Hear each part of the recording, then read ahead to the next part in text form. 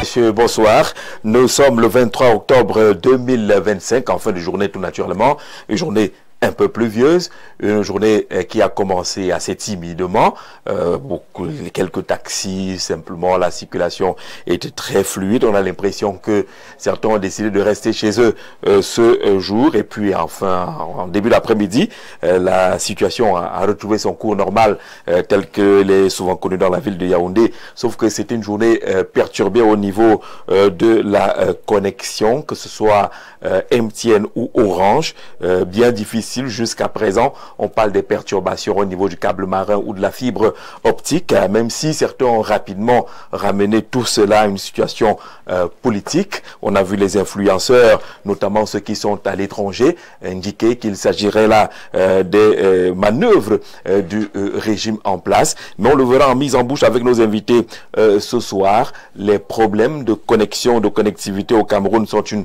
réalité. Les questions de régulation de ces secteurs restent également problématiques au Cameroun. On paye cher pour une connexion qui n'est pas toujours des plus fluides ou des plus permanentes. Entre-temps, entre MTN, Orange et Camtel, on se demande bien qui devrait faire quoi. Pourquoi le Cameroun a cette 4G qui ressemble à 1G et demi, pour le dire comme au quartier. Et puis on parlera du Conseil constitutionnel qui a, jusqu'à lundi, en tout cas qui annonce pour lundi la publication des résultats officiels de la présidentielle du 2 octobre dernier. Cette institution est-elle finalement comprise, incomprise, ou est simplement redoutée? Très peu de recours. L'audience d'hier a été gérée en quelques minutes seulement. Beaucoup de recours rejetés, irrecevables, encore été prononcés plusieurs fois par Clément Atangana. Mais finalement, dans le processus électoral, le Conseil constitutionnel est-il incompris ou alors il est redouté grâce à ce que Cabral Libi appelle l'impuissance acquise. Nos premiers invités sont déjà installés. Accueillons Franck Carle Manson. Il est journaliste, directeur de publication de Les Cahiers de l'Émergence. Il est également philosophe. Franck Carle, bonsoir et bienvenue. Bonsoir Jean-Georges, merci pour l'invitation renouvelée. C'était un plaisir de participer à ce débat. Je dis également un bonsoir à nos nombreux téléspectateurs dont nous espérons être à la hauteur de leurs attentes. Ils nous attendent sur les questions qui sont inscrites à l'ordre du jour et qui ont un trait avec la présidentielle, notamment la proclamation des résultats. Mais comme tous les Yaoundéens et d'autres villes du Cameroun, cette journée a été quelque peu perturbée au niveau de la connexion MTN ou Orange. Difficile lorsqu'on est journaliste actif de vivre ces moments. Bien entendu, Jean-Jacques, encore qu'on paye la connexion, mais c'est comme si on la payait gratuitement. Maintenant, à qui la faute? Moi, je pense que c'est l'occasion, en fait, pour nos États. Quand je parle de nos États, je parle beaucoup plus de nos chercheurs, de développer des facultés exceptionnelles, Jean-Jacques, de telle sorte que l'on ne soit pas toujours dépendant des entreprises étrangères. Parce que le problème de la connexion au Cameroun, certes, c'est Camtel qui distribue, mais il est beaucoup plus géré par MTN et Orange. Ce sont des multinationales. Ces multinationales se font des bénéfices énormes sur le dos des contribuables camerounais. Absolument. Des milliards par année. Vous voyez, pour moi, en fait, c'est un très gros manque à gagner.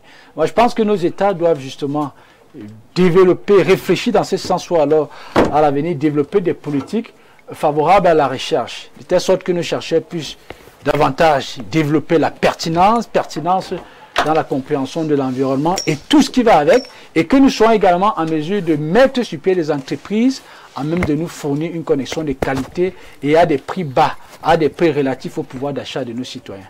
La situation est bien difficile au Cameroun.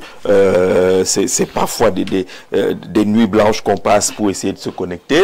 Des fois, il faut sortir de la maison pour aller chercher la connexion à l'extérieur. Je n'ose pas parler de nos communautés reculées, nos villages reculés, où il faut repérer un prunier, un manguier ou un goyavier, là où le réseau est quelque peu acceptable. Paul Fisseloundou, directeur de publication de Innovation Afrique.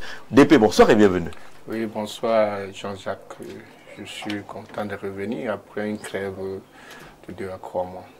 C'est un plaisir de vous avoir, Paul Fils et Lundu. Nous parlons de ces problèmes de connexion, de connectivité. On ne va pas rapidement coller cela à l'actualité politique, sinon on passerait à côté du sujet, parce que ce n'est pas une nouveauté, ces problèmes de connexion au Cameroun. Oui, ce n'est pas une nouveauté, parce que depuis le début de cette année, ça s'est accentué, naturellement, avant l'élection présidentielle. On ne peut non pas coller cela.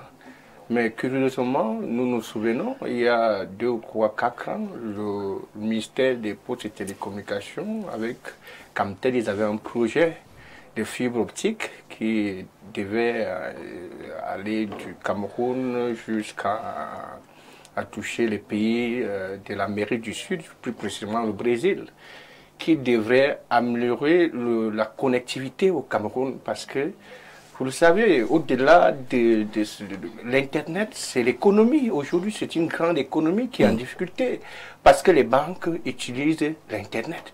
Par exemple, vous ne pouvez faire aucune transaction à l'heure actuelle si la connexion est à ce niveau-là. On se dit donc que on ne pourrait pas... Certaines banques de Yaoundé, pour ne pas te couper, vivent cela depuis mardi, lundi ou mardi, où il y a des problèmes de connexion à la banque. Oui, donc c'est un problème crucial qu'il ne faut pas prendre à la légèreté, juste à la petite connexion de WhatsApp, Facebook, mais pour dire que c'est un problème de gouvernance qu'on doit revoir aujourd'hui là, parce que nous ne devons pas nous limiter à l'économie qui est l'agriculture et autres. C'est vrai, le cacao a donné... Même le cacao a besoin du numérique. Aujourd'hui, on doit avoir une politique claire dans ce sens.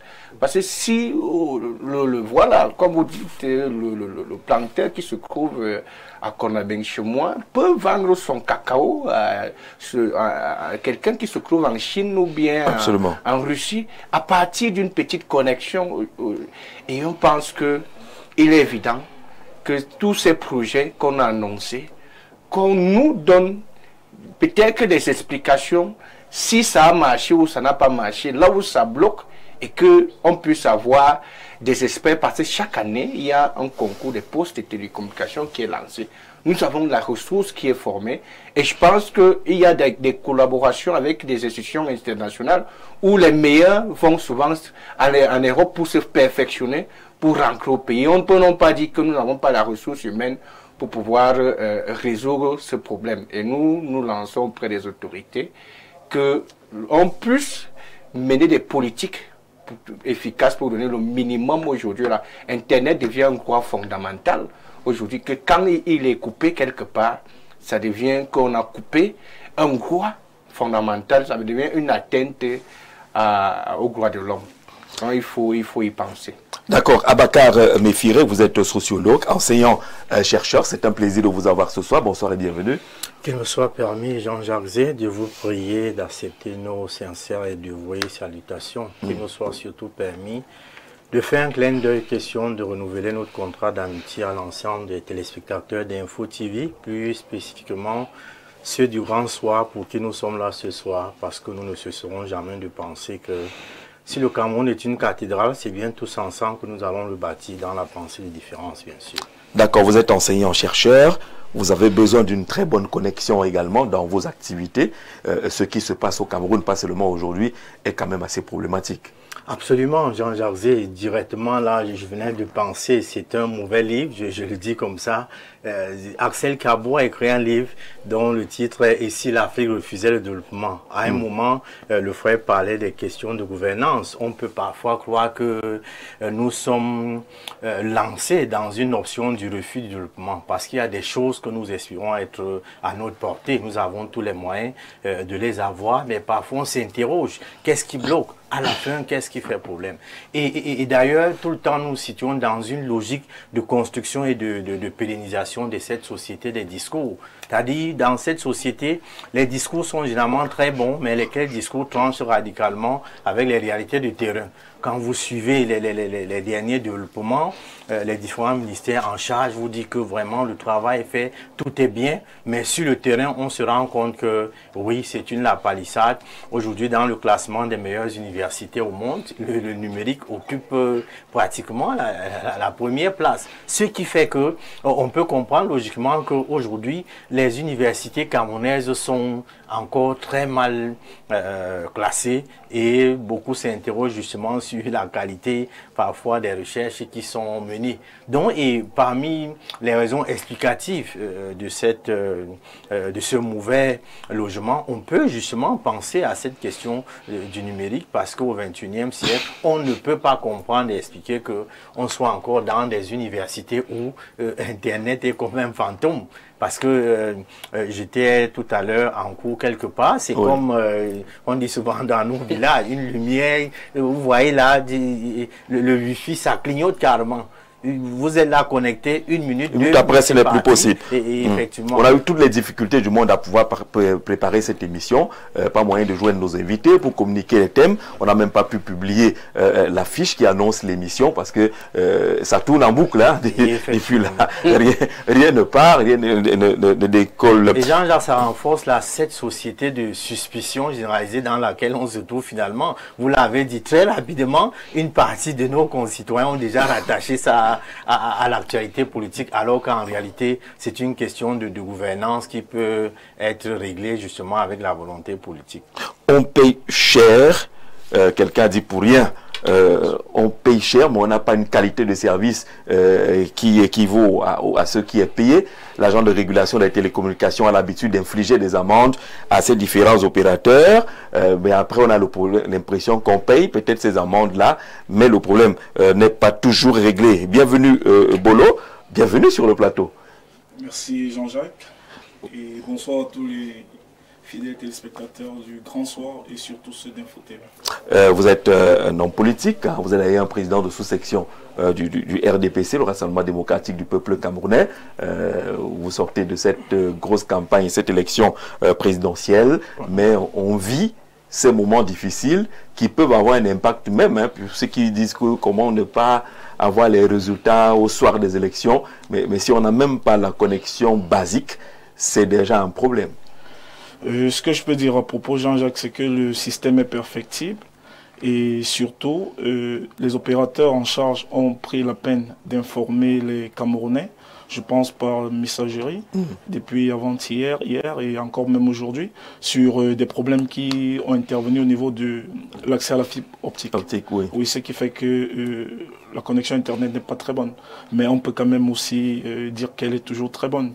Et que elle est toujours très bonne. Elle est toujours très bonne. Vous avez de la chance, vous êtes connecté au satellite. La majorité des Camerounais, que ce soit sur le plan national ou sur le plan international, ils échangent très régulièrement sur les réseaux sociaux.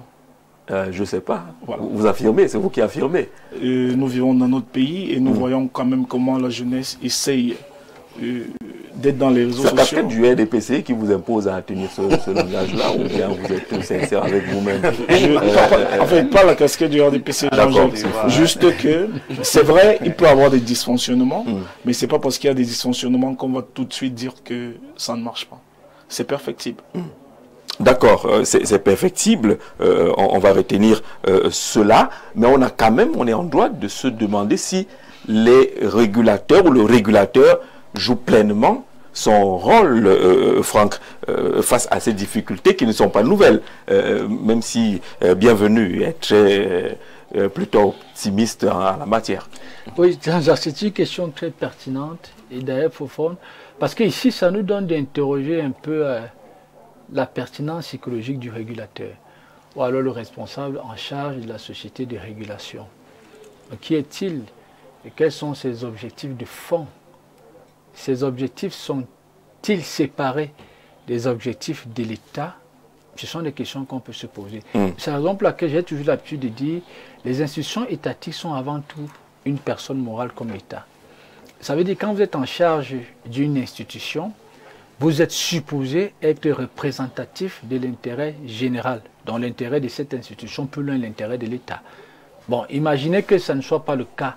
Ben, on pourrait se poser la question à savoir si vous serez en même de faire des diagnostics et de prendre des décisions parce que protégeant l'intérêt de la collectivité. C'est à ce niveau qu'il faut mener des réflexions, c'est pas ailleurs. Pourquoi ces institutions ont été mises sur pied? justement, c'est pour avoir un regard sur la qualité des services que peut offrir en fait ces sociétés, je vais dire, impérialistes, il faut le dire, parce qu'on est là au cœur de l'impérialisme économique. Parce que ces sociétés, je le disais tantôt, engrangent des milliards quotidiennement sur le dos des contribuables. Vous voyez? Donc, quelque part, je pense que c'est cela que nous devons interroger, la partialité ou alors l'impartialité des responsables en charge de ces institutions. Je n'irai pas plus loin que là.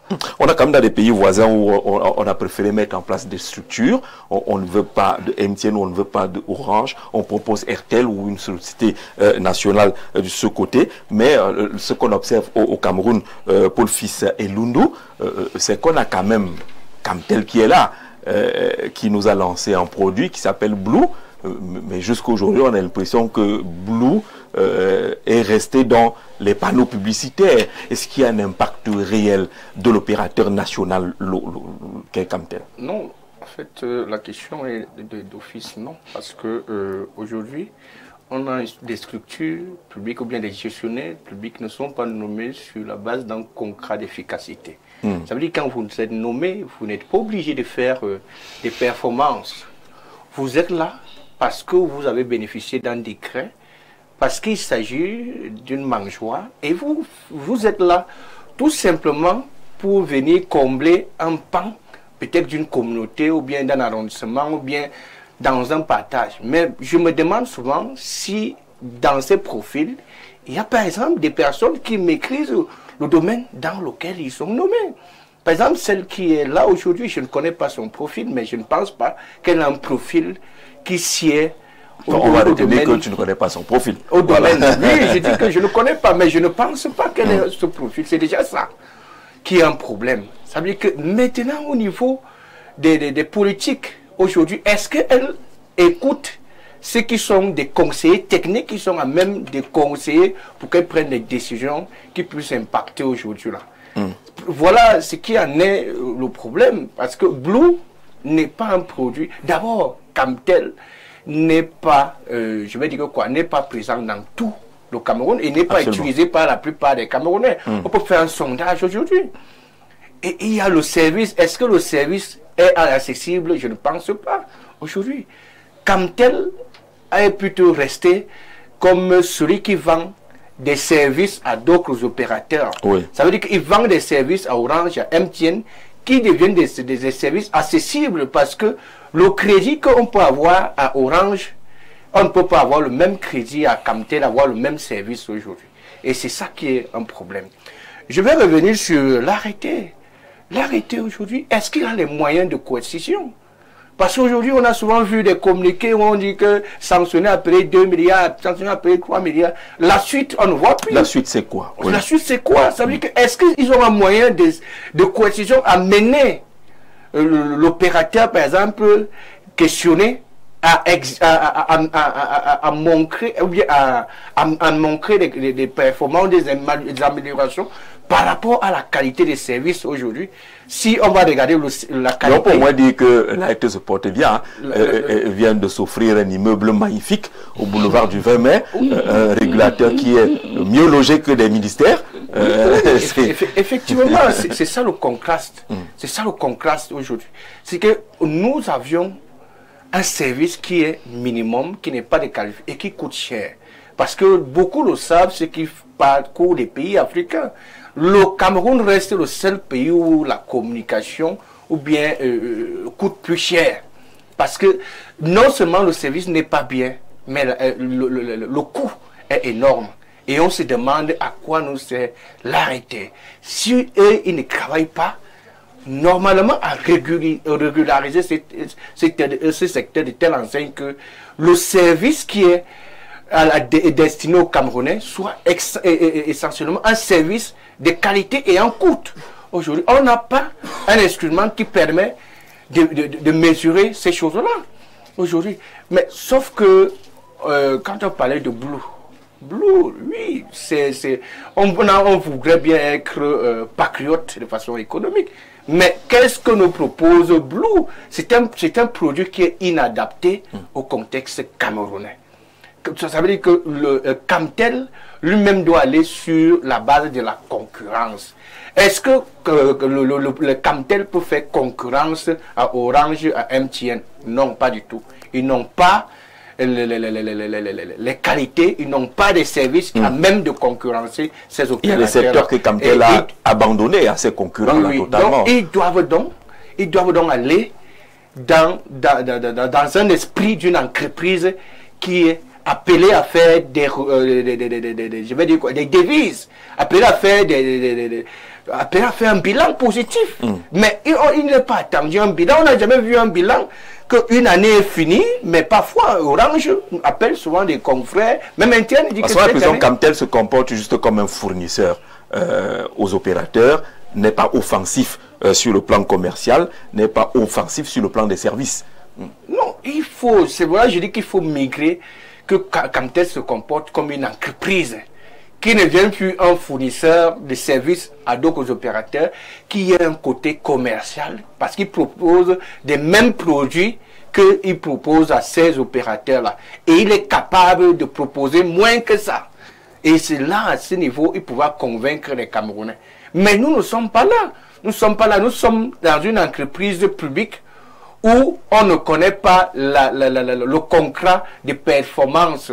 C'est ça le problème aujourd'hui. Si on en arrive à dire que si tu vas là-bas, on attend de toi tel objectif, que tu atteignes tel objectif, parce qu'on sait que vous pouvez atteindre cet objectif, vous allez voir Camtel produire les résultats escomptés. D'accord, Madame la directrice générale de Camtel, Madame Judith Yassonde, est à la tête de cette entreprise depuis quelques années déjà, après avoir occupé plusieurs postes de direction, en commençant par celui d'auditeur principal, supervisant le département d'audit. On l'a connu également dans les représentations régionales de Camtel avant d'arriver à la tête de la direction générale de cette structure aujourd'hui. Bienvenue Bolo, est-ce que ce n'est pas l'abandon de plusieurs services par Camtel qui nous amène à vivre le diktat de ces multinationales? Si je peux me permettre, je dirais simplement que la poire peut être coupée en deux. En fait, l'analyse de M. Londo tout à l'heure, lorsqu'il disait que Camtel n'exploite pas suffisamment le potentiel qu'il devrait être et qu'il est loisible qu'elle se comporte plutôt comme une entreprise. C'est effectivement ça, parce que ça va permettre non seulement de s'arrimer à ces autres structures, mais également d'améliorer le service au niveau de la population. Mais il se passe que ces structures-là, qui sont à l'international, ont plus une capacité technique un peu plus élevée que Camtel. Et c'est vrai que Camtel bénéficie sur le plan national de certaines prérogatives qui leur permettent par exemple de leur fournir à eux la fibre optique. Mais réellement, il est question de faire un travail de fond. Il faut faire un travail de fond. Essayer de voir dans quelle mesure est-ce qu'on peut restructurer notre société à nous pour que les populations et les Camerounais puissent être à l'aise. Il faut revoir tout cela, Bakar Mifiré, la situation aujourd'hui, comment est-ce qu'on peut sortir? On a tout un ministère en charge des postes et télécommunications, on a l'agence de régulation des télécommunications, on a la Cameroun Telecommunications qui est Camtel, et d'autres structures qui s'y collent, et les opérateurs, les multinationales. Jusque-là, le Cameroun est en souffrance. La solution pourrait venir de quoi? Restructurer Camtel.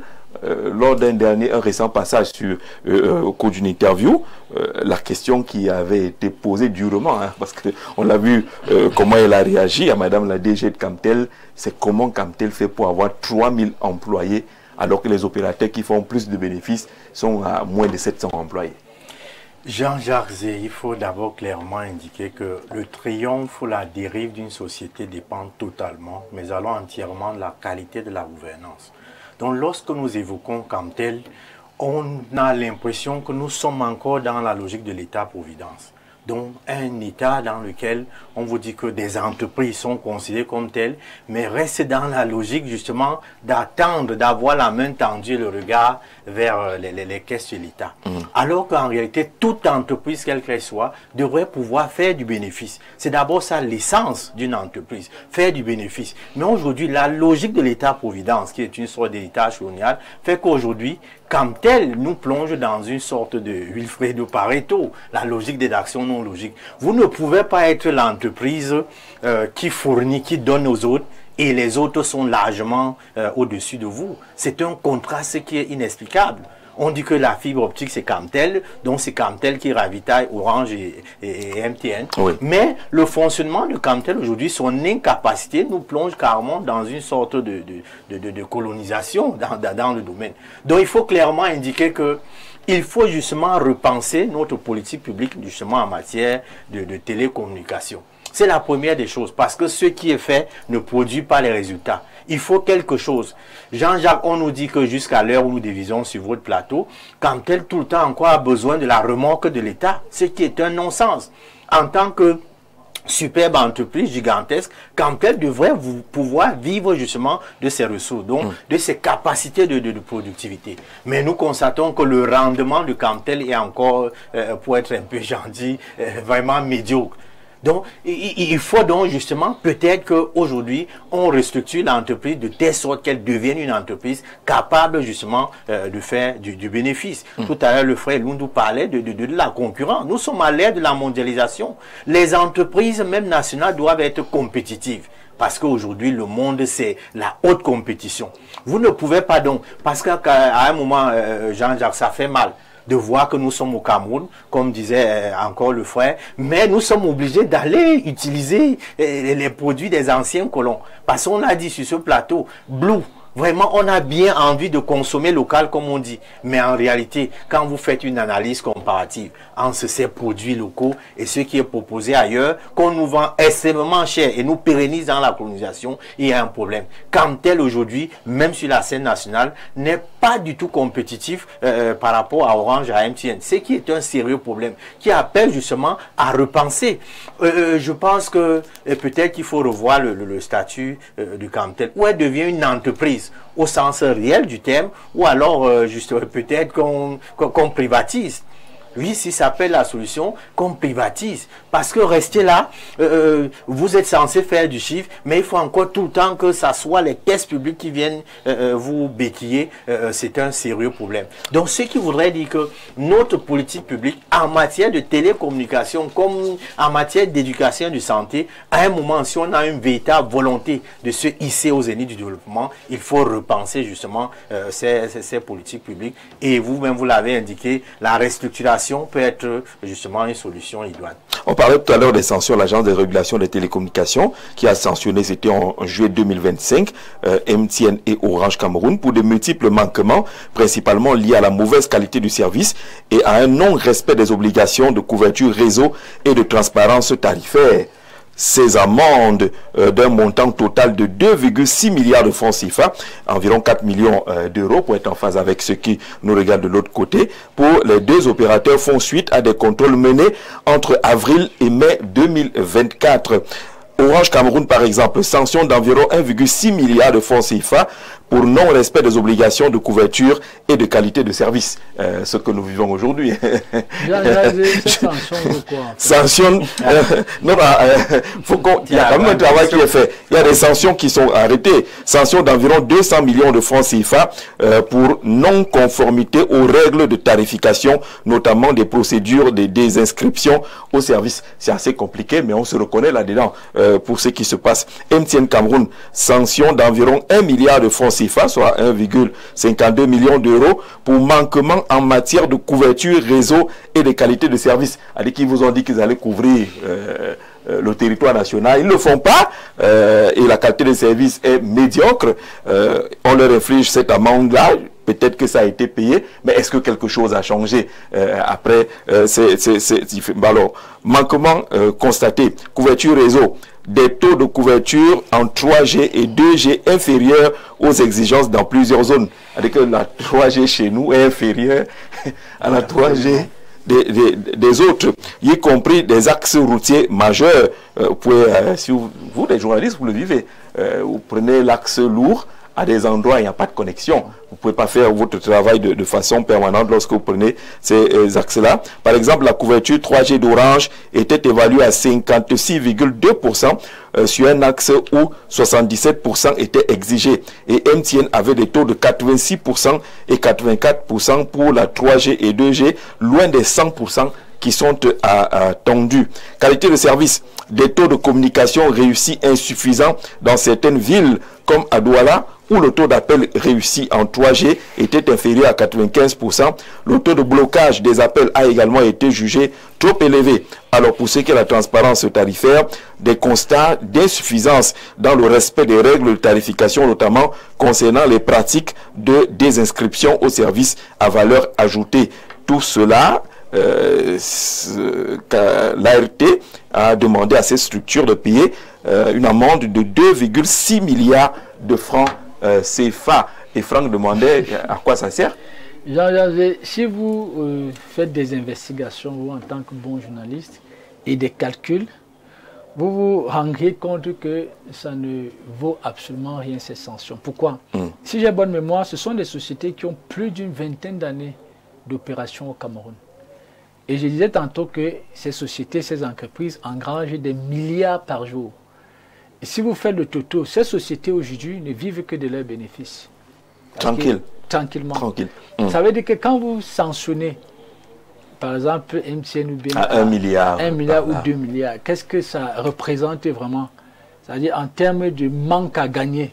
Je dis encore qui est puisé sur le dos du contribuable. On a bel et bien envie de se poser la question à savoir si ce n'est pas une sorte de saupoudrage. C'est-à-dire question de donner l'impression que l'on fait ce pourquoi on a été nommé. C'est une question en fait qu'on se pose et je ne l'affirme pas de manière péremptoire. Donc en fait, ça ne vaut pas grand-chose parce que la question en fait de la mauvaise qualité de la connexion, c'est pas d'aujourd'hui que ça date. Absolument. C'est une question que nous connaissons depuis plusieurs années. D'ailleurs même que je ne pense pas que le Cameroun a sur un long moment connu une stabilité de connexion, une connexion de stabilité, de qualité autant pour moi. Donc ce qui fait que vous voyez vous-même qu'au regard de tous ces paramètres que nous évoquons, que nous pouvons dégager, cette sanction, c'est-à-dire ne reflète pas, n'est vraiment pas à la hauteur des dommages que ces sociétés nous causent. Après la sanction, on pourrait se poser la question, oui, amende d'accord, on ne sait pas si ça a été payé ou ça n'a pas encore été payé, ça date de juillet 2025, mais est-ce qu'on a vu quelque chose se bousculer sur le terrain? Vous faites une faute, c'est un peu comme la prévention routière, hein. Vous êtes en excès de vitesse, on vous stoppe, le fameux radar vous flash, on vous demande de payer 25 000 et puis vous continuez. Avec la même vitesse et peut-être même encore plus. Est-ce que ce n'est pas pareil avec ces amendes qui sont infligées à ces opérateurs et puis le lendemain on n'a pas vu qu'on est effectivement passé à une 3G réelle? Oui, en fait, c'est une question pertinente. Au moment où vous avez vu tous ces derniers temps, soit Orange, ou bien MTN, un opérateur fêtait peut-être ses 25 ans au Cameroun. Et il était un moment qu'on essaie de voir des richesses qu'ils ont pu engranger au Cameroun et le niveau d'investissement qu'ils ont eu à faire. Ça pose un problème d'investissement. Si nous voulons percer l'affaire, aujourd'hui, c'est que ils se font plus de richesses et n'investissent pas ces richesses au Cameroun. C'est ça qui cause le problème aujourd'hui. Vous allez voir, nous sommes à presque 50 km de Yaoundé. Nous ne sommes pas couverts par le réseau. Moi, je suis de Konabeng. Quand tu es à Konabeng, tu as moins de 50 km de Yaoundé. C'est impossible d'avoir un réseau Internet. C'est un problème. C'est un problème. Imaginez donc ceux qui sont de Doumentan. Voilà, on imagine donc ça. Il y a aussi un autre problème. Cette volonté, je veux dire cette tolérance administrative abusive qui permet que des entreprises ou des multinationales viennent s'installer et balayer au revers de la main ce qu'ils doivent faire. Vous allez voir, même au niveau des personnels, des employés, Orange Cameroun n'emploie pas les Camerounais. Ils font le sous-emploi. Et ça ne cause pas un problème ni au niveau du ministère du Travail, ni même de l'histoire de l'emploi. Ça ne cause aucun problème. Vous allez voir, ils sont comme dans un no man's land. Hein. Donc vous voyez toutes ces grosses multinationales, ils n'emploient pas. C'est le sous-emploi, c'est la sous-traitance. Ça veut dire qu'on vous dit, Prenez 2, 3, 4 jeunes là, 50, 60 000 et puis ils ont tellement d'argent et exploitent les Camerounais. Si on va au-delà même des services qui sont censés, ça veut dire que les entreprises ne se développent pas dans le sens d'apporter le service qu'il faut et à gagner des bénéfices. Mais ils sont là pour gagner essentiellement et ne même pas investir dans le sens où il faut améliorer la qualité du service. Et c'est un problème. Ça veut dire que l'arrêté ne fait pas un travail de fond qui permet, quitte à même... Parce qu'il y a beaucoup d'opérateurs au niveau mondial, c'est pas seulement comme Orange. Starlink vient de s'installer au Tchad. Starlink, par exemple, on peut s'en passer dans l'opérateur. Service satellite plus efficace. On peut s'en passer dans l'opérateur et prendre un autre. Parce qu'on a besoin d'atteindre des objectifs de développement dans un secteur précis. C'est comme ça qu'un pays doit réfléchir. Un pays ne fait pas ami-ami avec des investisseurs. Un pays donne un cahier de charges à l'investisseur et cet investisseur suit ce cahier de charges. C'est en fonction de ce cahier de charges qu'on investit, qu'on évalue autant pour moi cet investisseur aujourd'hui. Et nous voulons, nous Camerounais, puisqu'on va terminer ce débat, nous voulons que l'arrêté, ou bien l'État camerounais à travers le ministère des Postes et Télécommunications, nous donne le cahier de charges de ces structures au Cameroun qui prennent de l'argent, n'emploient même pas des Camerounais et prennent énormément de bénéfices. Au niveau de la qualité du service, c'est encore notre problème. Et on se demande à quoi nous servent nos institutions. D'accord, bonsoir Jean-Jacques, bonsoir à ton panel. Je crois que Camtel ne fonctionne pas comme une entreprise qui a une politique orientée vers des objectifs de développement et de réalisation de profit. Donc la performance et la compétitivité ne sont pas leurs soucis. Calice Talom depuis Yaoundé, salut. Moi c'est Pedri depuis la ville de Lobo. J'ai acheté un forfait internet de 1 giga durable pendant 24 heures. Ah non, là c'est 30 minutes maximum s'il a fini. Et depuis, je n'ai pas accès à la connexion que ce soit Facebook, WhatsApp. Je ne comprends vraiment rien. Pedri, nous on fait l'expérience, hein. Tous les jours, vous faites 1 giga pour 24 heures. Vous n'allez même pas bouger de là où vous êtes. On vous signale que c'est fini. C'est fini. Et vous le faites 6 à 7 fois par jour parce que vous avez besoin de connexion. Donc il y a même d'abord un gros mensonge sur cette affaire-là. Bonsoir, M. Zé, et à tout votre panel. Les opérateurs de téléphonie mobile sont des talibans et des terroristes de la communication.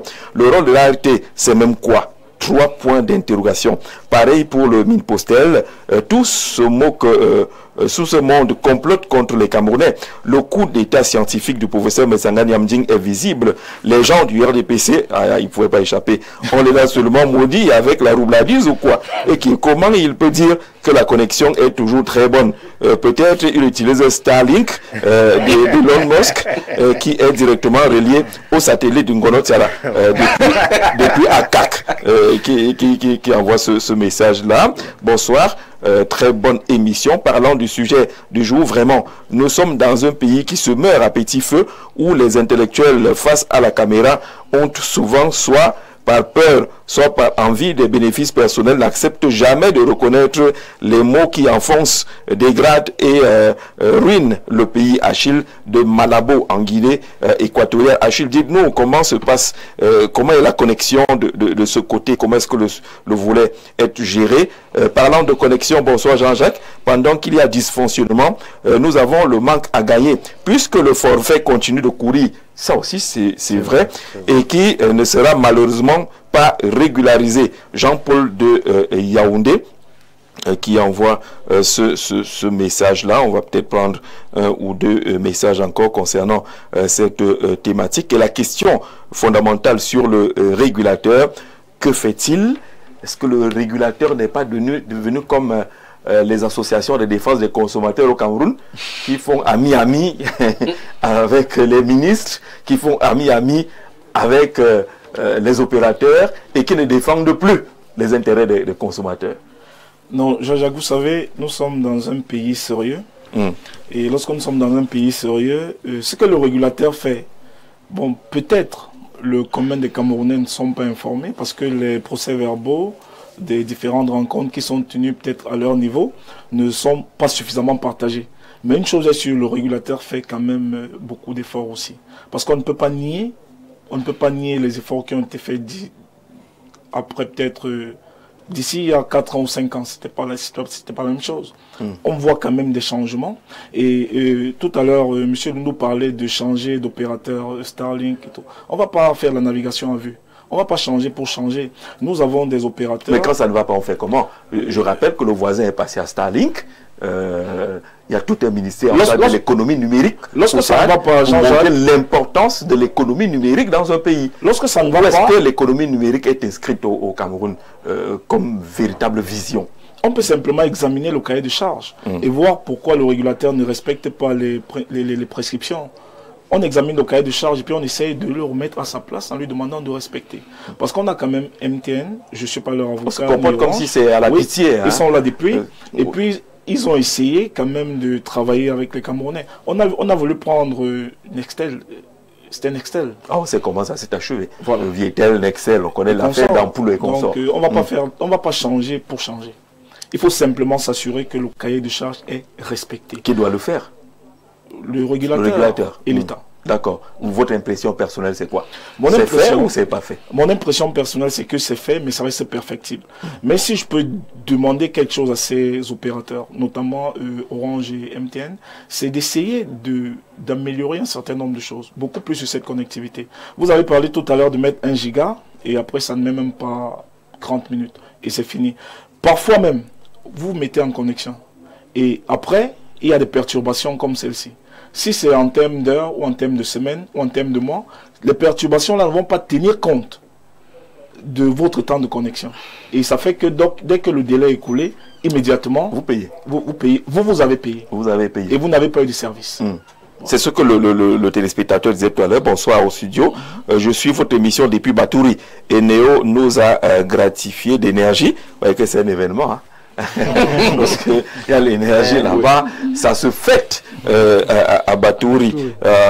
Lorsque l'ART inflige des amendes à MTN et Orange, qu'en est-il de Camtel? Vous voyez donc que l'État se joue de nous. L'ART ne nous sert à rien et même Camtel ne nous sert à rien. Ça vient de Batouri, dans la KDI, région de l'Est. Belle émission.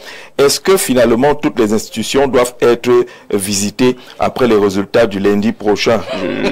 Amara de la Côte d'Ivoire, que ce soit clair dans ta question depuis Abidjan.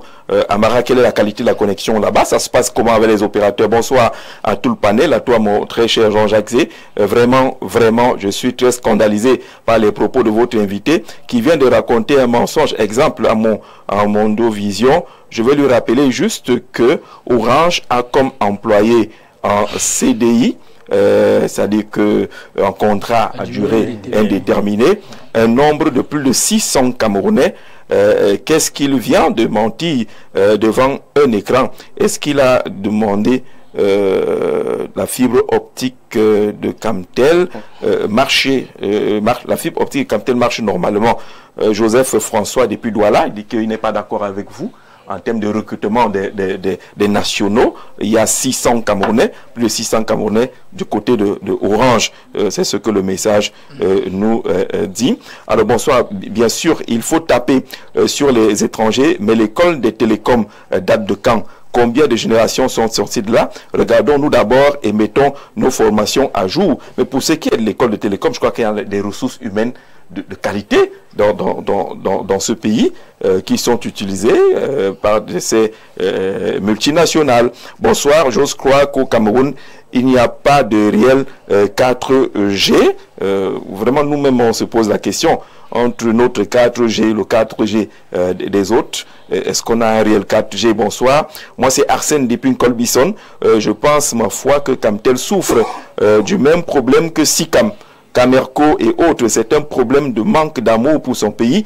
Beaucoup de Camerounais ne sont pas des nationalistes. Quand les Camerounais vont aimer leur pays, ils vont tout donner pour le voir vraiment se développer. Des gouvernants qui nomment au postes de responsable de direction des sociétés nationales n'ont pas la mentalité, qui sont nommés, voilà, n'ont pas la mentalité de voir le pays évoluer. Donc, c'est de la mauvaise foi. Soit les Camerounais sont vraiment dénaturés ou aliénés par la colonisation. Que doivent-ils faire?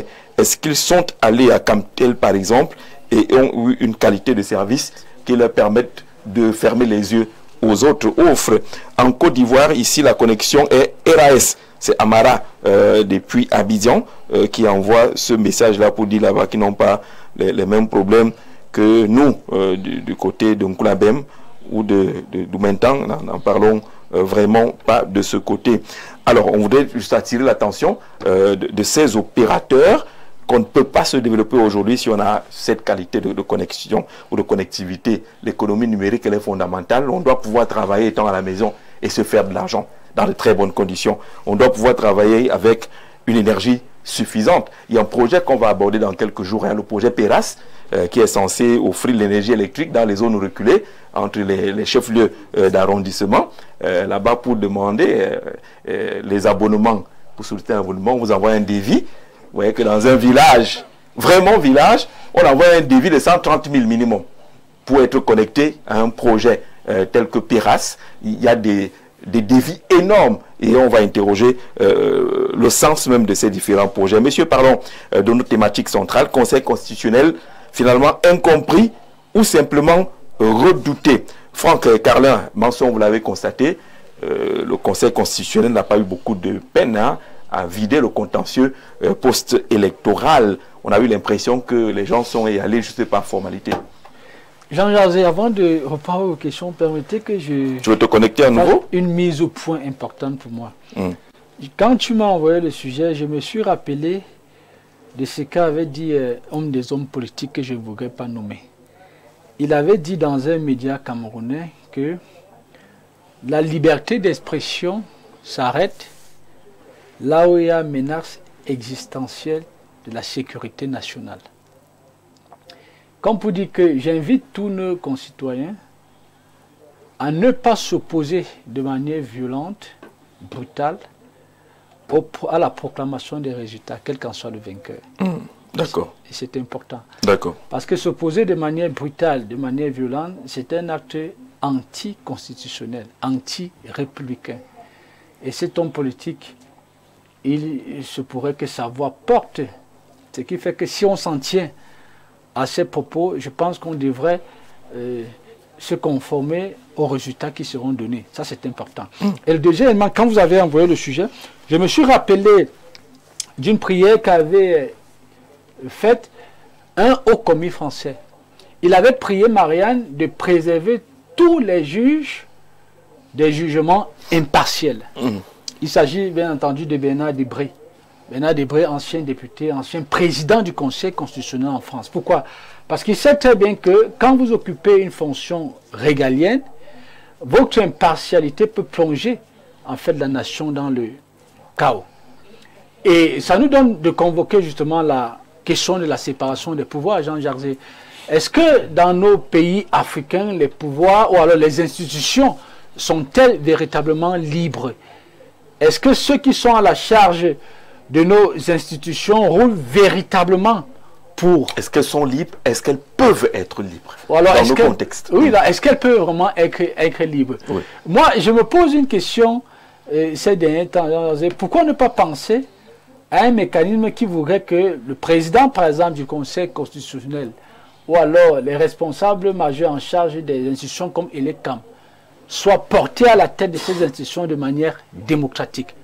Parce que je ne sais pas si vraiment, quand vous êtes nommé peut-être par un chef de l'État, êtes-vous suffisamment constitué afin de prononcer un jugement, un verdict qui serait défavorable à cette personne? Ce sont des questions que je me pose. Oui, il faut poser des questions, mais il faut dire, oui, c'est des gens assermentés. Lorsque vous prenez fonction, vous prêtez serment. Ce serment a un sens. Oui, vous prêtez serment, mais c'est beaucoup plus complexe que ça, Jean Jazé. C'est pourquoi tout à l'heure je disais que dans la réalité, quand vous êtes responsable d'une institution, vous devriez vibrer à la fréquence de l'État comme personne morale.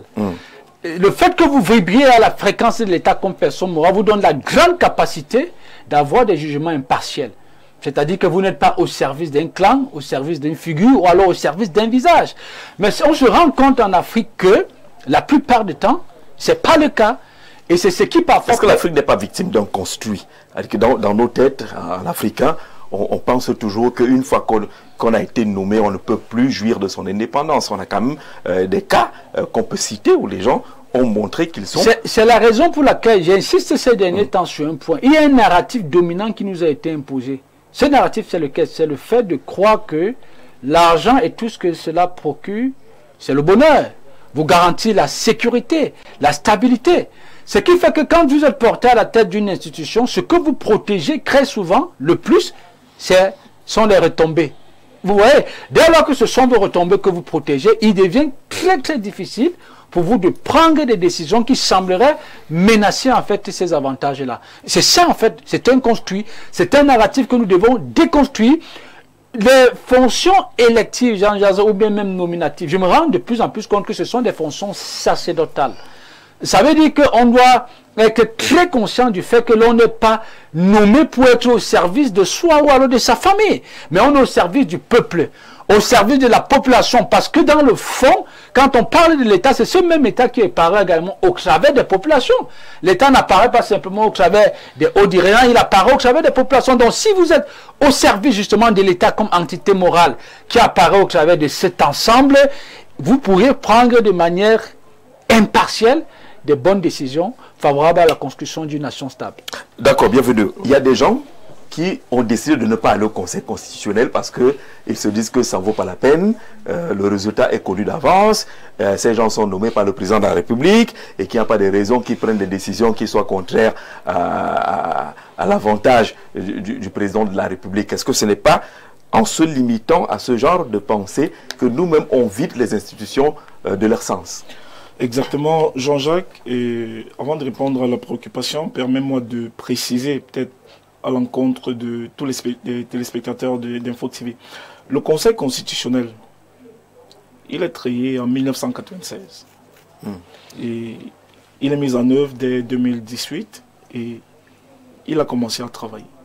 Et depuis 2018 que le Conseil constitutionnel travaille, je pense que le commun des Camerounais peut être d'avis qu'il fait du très bon boulot. Je vais le dire pourquoi, parce que on ne doit pas limiter le Conseil constitutionnel simplement sur l'élection présidentielle. Le Conseil constitutionnel est compétent certainement en matière constitutionnelle, mais il est l'organe régulateur des institutions de l'État. C'est lui qui régule les institutions de l'État. Il est chargé, par exemple, de veiller sur la constitutionnalité des lois, des traités et accords internationaux. C'est lui qui veille sur le règlement intérieur de l'Assemblée nationale du Sénat. C'est également lui qui s'occupe des conflits d'attribution qui peuvent intervenir entre les institutions et l'État, entre l'État et les régions. Donc, le Conseil constitutionnel est chargé de l'élection présidentielle, il proclame les résultats, l'élection parlementaire et même des consultations référendaires. Il a un ensemble de rôles. Et ça, il faudrait que les Camerounais le sachent. Lorsqu'on voudrait le limiter simplement à la proclamation des résultats d'une élection présidentielle, c'est une partie de son rôle. Ce qui est très important que nous sachions, c'est que sans loi, nous nous retrouvons dans l'état de nature. Et le Conseil constitutionnel est là pour veiller à ce que toutes les lois soient respectées dans un État. Même les traités et accords internationaux qui sont ratifiés par le président de la République au niveau de notre pays. Le Conseil constitutionnel doit veiller à ce que ces traités et accords internationaux entrent dans le cadre de ce que nous appliquons au Cameroun. C'est très important. Et lorsque le Conseil constitutionnel a toujours siégé, je crois que nous avons vu tous, depuis 2018, qu'il essaye et fait son travail en toute impartialité. Alors le problème, est-ce que le problème c'est parce qu'on ne connaît pas fondamentalement ses missions? Les gens attendent à ce que le Conseil prenne des décisions, sorte du cadre qui est prévu par le code électoral, devienne le juge criminel, prenne des cas de fraude avérée et juge les auteurs de ces présumées fraudes. Est-ce que c'est parce qu'on n'est pas en train de laisser le Conseil constitutionnel dans le cadre de ses missions qu'on a l'impression que justement ça ne sert à rien?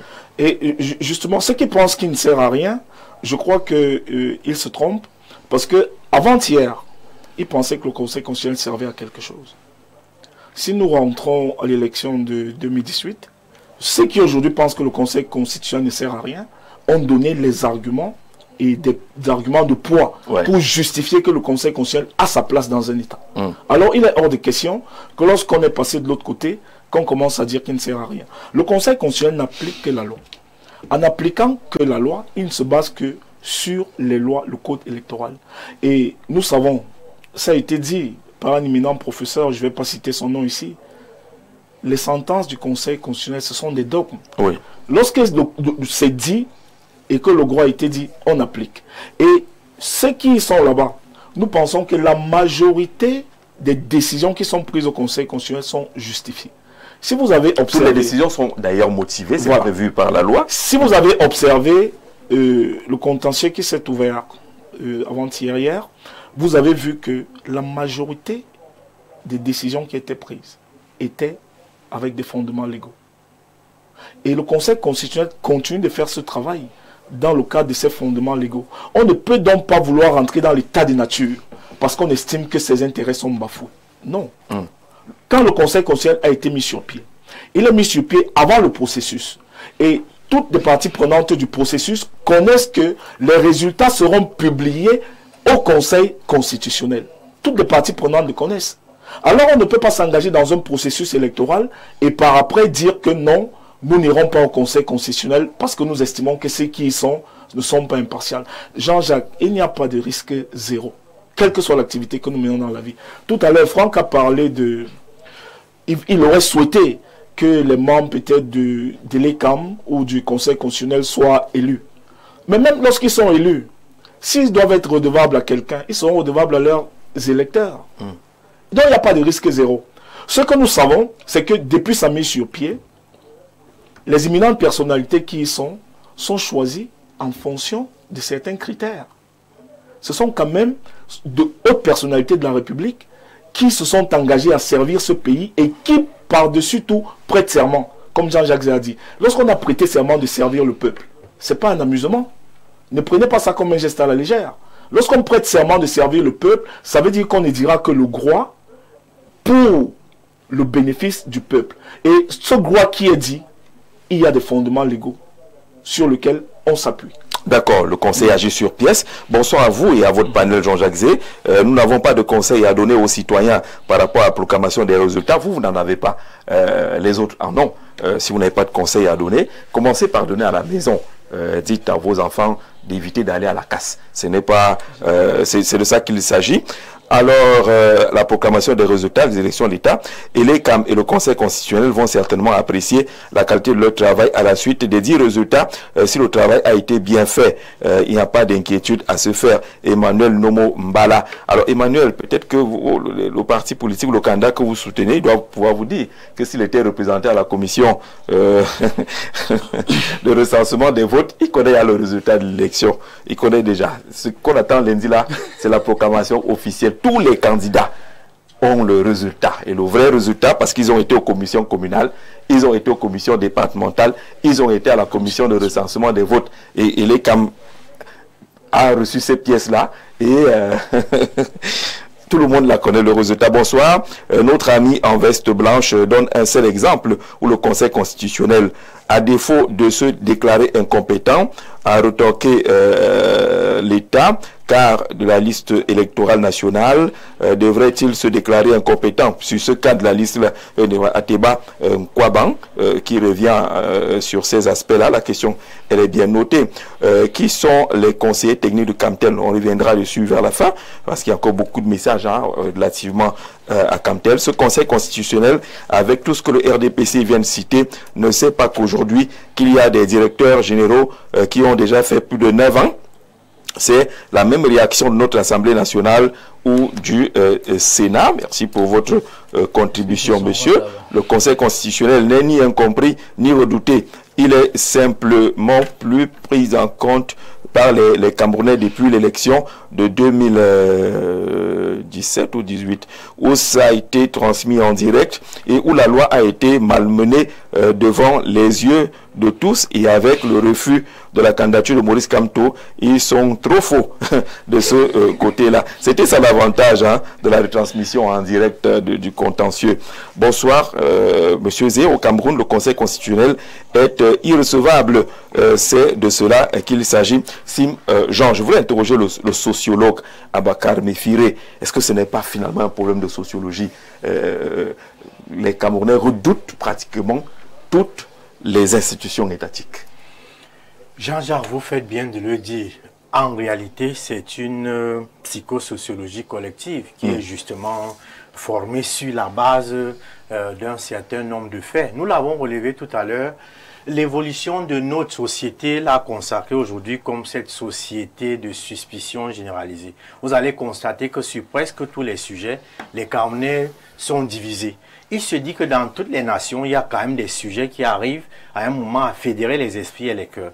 Mais pour ce qui est du Cameroun, on peut relever que depuis le lendemain des indépendances, d'ailleurs, une bonne partie des Camerounais a déjà intériorisé, a été formé dans cette logique. C'est que depuis le lendemain des indépendances, une petite nomenclatura, un petit bloc historique, a pris la République et avec tous les avantages qui vont avec et les a confisqués et tend justement à faire ce que Bourdieu appelait la reproduction sociale. Oui. Et c'est ça qui fait que au fil des années, le développement n'est pas identique, mais il y a comme de nouvelles stratégies de redéploiement, justement, de la pérennisation de ce modèle de société. C'est justement ça qui fait que, un peu comme un héritage colonial, vous savez que la plupart des Africains et des Camerounais en particulier ont un esprit de ce que le colon avait un esprit de diviser pour mieux régner. Et c'est Samir Ami qui estimait que la plupart des gouvernants de l'Afrique postcoloniale sont des héritiers du colon. Ils sont arrivés avec les mêmes logiques, diviser pour mieux régner. Ce qui fait que, on fait bien de le dire, le véritable problème, c'était un problème éminemment social parce que, parlant des institutions, nous avons deux blocs de Camerounais qui sont constitués et qui s'opposent radicalement. D'un côté, des Camerounais qui estiment que nous sommes dans une république et que force doit rester à la loi, les institutions sont républicaines, elles marchent très bien. Et de l'autre côté, ceux qui estiment que, alors que dans la République, les institutions devraient être impartiales et impersonnelles, beaucoup pensent au Cameroun, les institutions sont personnalisées, que les institutions sont à la gloire d'un individu ou alors du bloc historique qui se pérennise. C'est ça qui fait que aucune, surtout en l'état actuel, parce que nous avons dit, d'un point de vue historique, on va voir que avec l'évolution, les années qui se suivent, avec des périodes qu'on peut délimiter, cet état d'esprit s'est redéployé. Donc, au moment où nous parlons, Jean-Jacques Zé, vous avez une bonne partie des Camerounais qui estiment que au Cameroun, il n'y a pas d'institution républicaine, que les institutions sont là justement pour pérenniser ce que l'autre appelait le gouvernement de la mêmeté, le gouvernement perpétuel. Donc parce qu'il faut justement, le bloc historique veut à tout prix se maintenir par tous les moyens. Donc la logique de construction de ce gouvernement perpétuel, ce sont des institutions qui sont personnalisées et qui... Mais le risque à Bakamifire est justement que les gens ne vont pas chercher les missions d'une institution et restent à la maison avec ce construit et condamnent cette institution-là sans aller vers combien ont lu les missions du Conseil constitutionnel. Quelqu'un nous dit par exemple que, bonsoir tout le panel, dites au monsieur du RDPC là qui n'a rien à dire, il y a aussi ça, c'est aussi ça l'intolérance qui n'est pas une bonne chose en démocratie. Nous savons que le RDPC a volé comme toujours avec la complicité du Conseil constitutionnel. C'est par exemple ce que le message dit. Le Conseil constitutionnel volerait à quel niveau dans le processus électoral tel qu'il est fait, puisqu'il reçoit les pièces qui viennent des instances qu'on a citées, la commission communale, la commission départementale et la commission nationale de recensement des votes. Ceux qui sont allés au Conseil constitutionnel, la plupart des recours ont été rejetés pour défaut de qualité, parce qu'il y a des présidents de partis politiques qui ne savent pas que je n'ai pas qualité à saisir le Conseil constitutionnel, mais ils sont allés. Pourtant, l'article 132 du Code électoral, alinéa 2, je crois, c'est comme ça que je dis de mémoire, vous dit qu'il peut saisir le Conseil constitutionnel, mais il y a quand même des gens qui sont partis sans avoir qualité et ils ne veulent pas que Clément attend la dise irrecevable. Oui, si vous permettez, Jean-Jacques, vous faites bien de le relever. Tout à l'heure, vous avez donné un peu le processus électoral pour que ceux qui nous suivent comprennent que le Conseil constitutionnel n'est là que pour appliquer un processus qui a commencé. Si certaines personnes récusent le Conseil constitutionnel aujourd'hui, ces personnes devraient commencer par récuser leur propre candidature à la dite élection. Parce que leur candidature à la dite élection a été validée par le dit Conseil constitutionnel. Là-bas, c'était bien. Mais maintenant, les résultats parlent, vous avez bien fait de le préciser, de la commission communale, départementale, régionale, la commission nationale des votes a siégé, a compté. Et les Kamnak acheminé un document au Conseil constitutionnel qui, sur la base de la loi, applique cette loi et proclame les résultats. On ne peut donc pas dire que le Conseil constitutionnel est partial.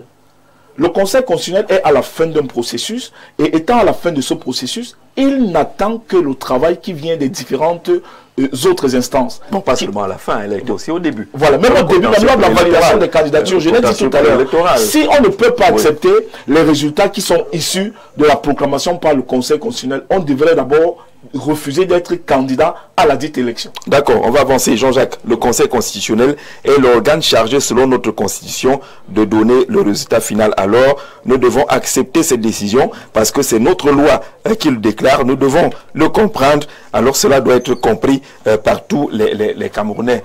Paul Fils et Lundu, sur le Conseil constitutionnel, vous avez su le contentieux post-électoral. Les recours qui ont été introduits là-bas ont presque tous été rejetés pour les motifs qui sont connus. Défaut de qualité pour les uns, délai fort clos pour les autres, parce qu'il y a quand même des gens qui ne savent pas qu'il y a un délai pour déposer des recours. Il y en a même qui sont allés dire qu'ils viennent parce qu'ils ont été inspirés par Dieu.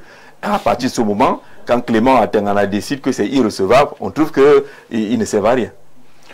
Non, en fait, je pense qu'aujourd'hui, beaucoup d'Africains qui nous regardent et beaucoup de Camerounais qu'on comprenne aujourd'hui ce que disait le président Obama il y a quelques années, que nous devons avoir des institutions fortes en lieu et place des hommes forts. Aujourd'hui, ça signifie qu'aujourd'hui, dans le contexte actuel que nous y sommes, ce sont des institutions fortes qui stabilise un pays. Vous avez d'un côté des camps qui s'affrontent, le RDPC qui revendique une victoire. Vous avez de l'autre côté le FSNC qui revendique la victoire de l'autre côté. Le RDPC ne revendique pas la victoire. Je suis en train de parler, vous me laissez parler. La proclamation de... Non. Permettez quand même qu'il se précise. Permettez qu'il se précise. Il y a des acteurs qui ont revendiqué. La proclamation de... Laissez-moi parler, je vais parler. D'accord, on est d'accord là-dessus. Je dois aller à non, le temps, juste dire que le RDPC n'a jamais revendiqué la victoire, mais il attend la proclamation de résultats. Il y a certains militants du RDPC qui ont revendiqué. Mais est-ce qu'ils engagent? Est-ce que ça engage le RDPC? Ça engage certains militants. Est-ce que ça engage? Non, on a le communiqué. S'il vous plaît, il faut qu'on s'entende. Le RDPC attend, il y a des voix officielles. Est-ce que la voix officielle du RDPC a revendiqué une victoire? Je vais dire ceci. Je vais dire ceci. On va y arriver. Laissez-moi parler. Je vais dire ceci. Que d'un côté, vous allez parler calmement. Allez-y. D'un côté, on a ceux du FSNC, il y a ceux du RDPC. Et la Cour constitutionnelle devient donc un arbitre. Parce que dans un pays, c'est l'institution qui juge à la fin qui a raison, qui n'a pas raison. Donc je voudrais dire à tous ces acteurs politiques qui ont bien signé le pacte avant d'aller aux élections, le code de bonne conduite, qui permettait d'aller et d'accepter les règles du jeu. Et il est inadmissible qu'au cours d'un jeu, parce que connaissant le contexte actuel, qui est un contexte sensible, électrique, parce que le contexte n'est pas électrique maintenant. Vous vous souvenez, il y a presque 1 an, 6 mois, c'était électrique, où il y avait des appels à ce que le président de la République ne se présente pas aux élections. Tous les corps, presque la plupart des corps ici ont les mais il s'est présenté. Aujourd'hui, ceux qui sont allés à les élections, comme ce sont des acteurs politiques, ils flirtent un peu avec ce contexte de tension pour pouvoir manipuler une bonne partie de nos compatriotes aujourd'hui pour pouvoir dire que l'institution auquel ils ont fait confiance, au moment où ils partaient pour candidater, pour gouverner aux destinées de ces Camerounais aujourd'hui, n'est plus crédible. Au cours d'un match, je n'ai jamais vu un match où on arrive à stopper un match pour dire qu'on change l'arbitre. Parce que l'arbitre, là, on sent que l'arbitre, on laisse d'abord l'arbitre jusqu'à la fin. Il y a une requête pour dire que cet arbitre n'a pas été impartial par les décisions qu'il a eu à prendre. Je voudrais donc dire à nos compatriotes que la Cour constitutionnelle joue pleinement son rôle. et que la Cour constitutionnelle n'existe que depuis... Le Conseil constitutionnel. Je vais dire le Conseil constitutionnel, autant pour moi. C'est un autre niveau. Le Conseil constitutionnel, autant pour moi, joue son rôle et n'a que peut-être quelques années. Parce qu'il faudrait dire que c'est une institution judiciaire. Et l'institution judiciaire ne fonctionne qu'avec la jurisprudence.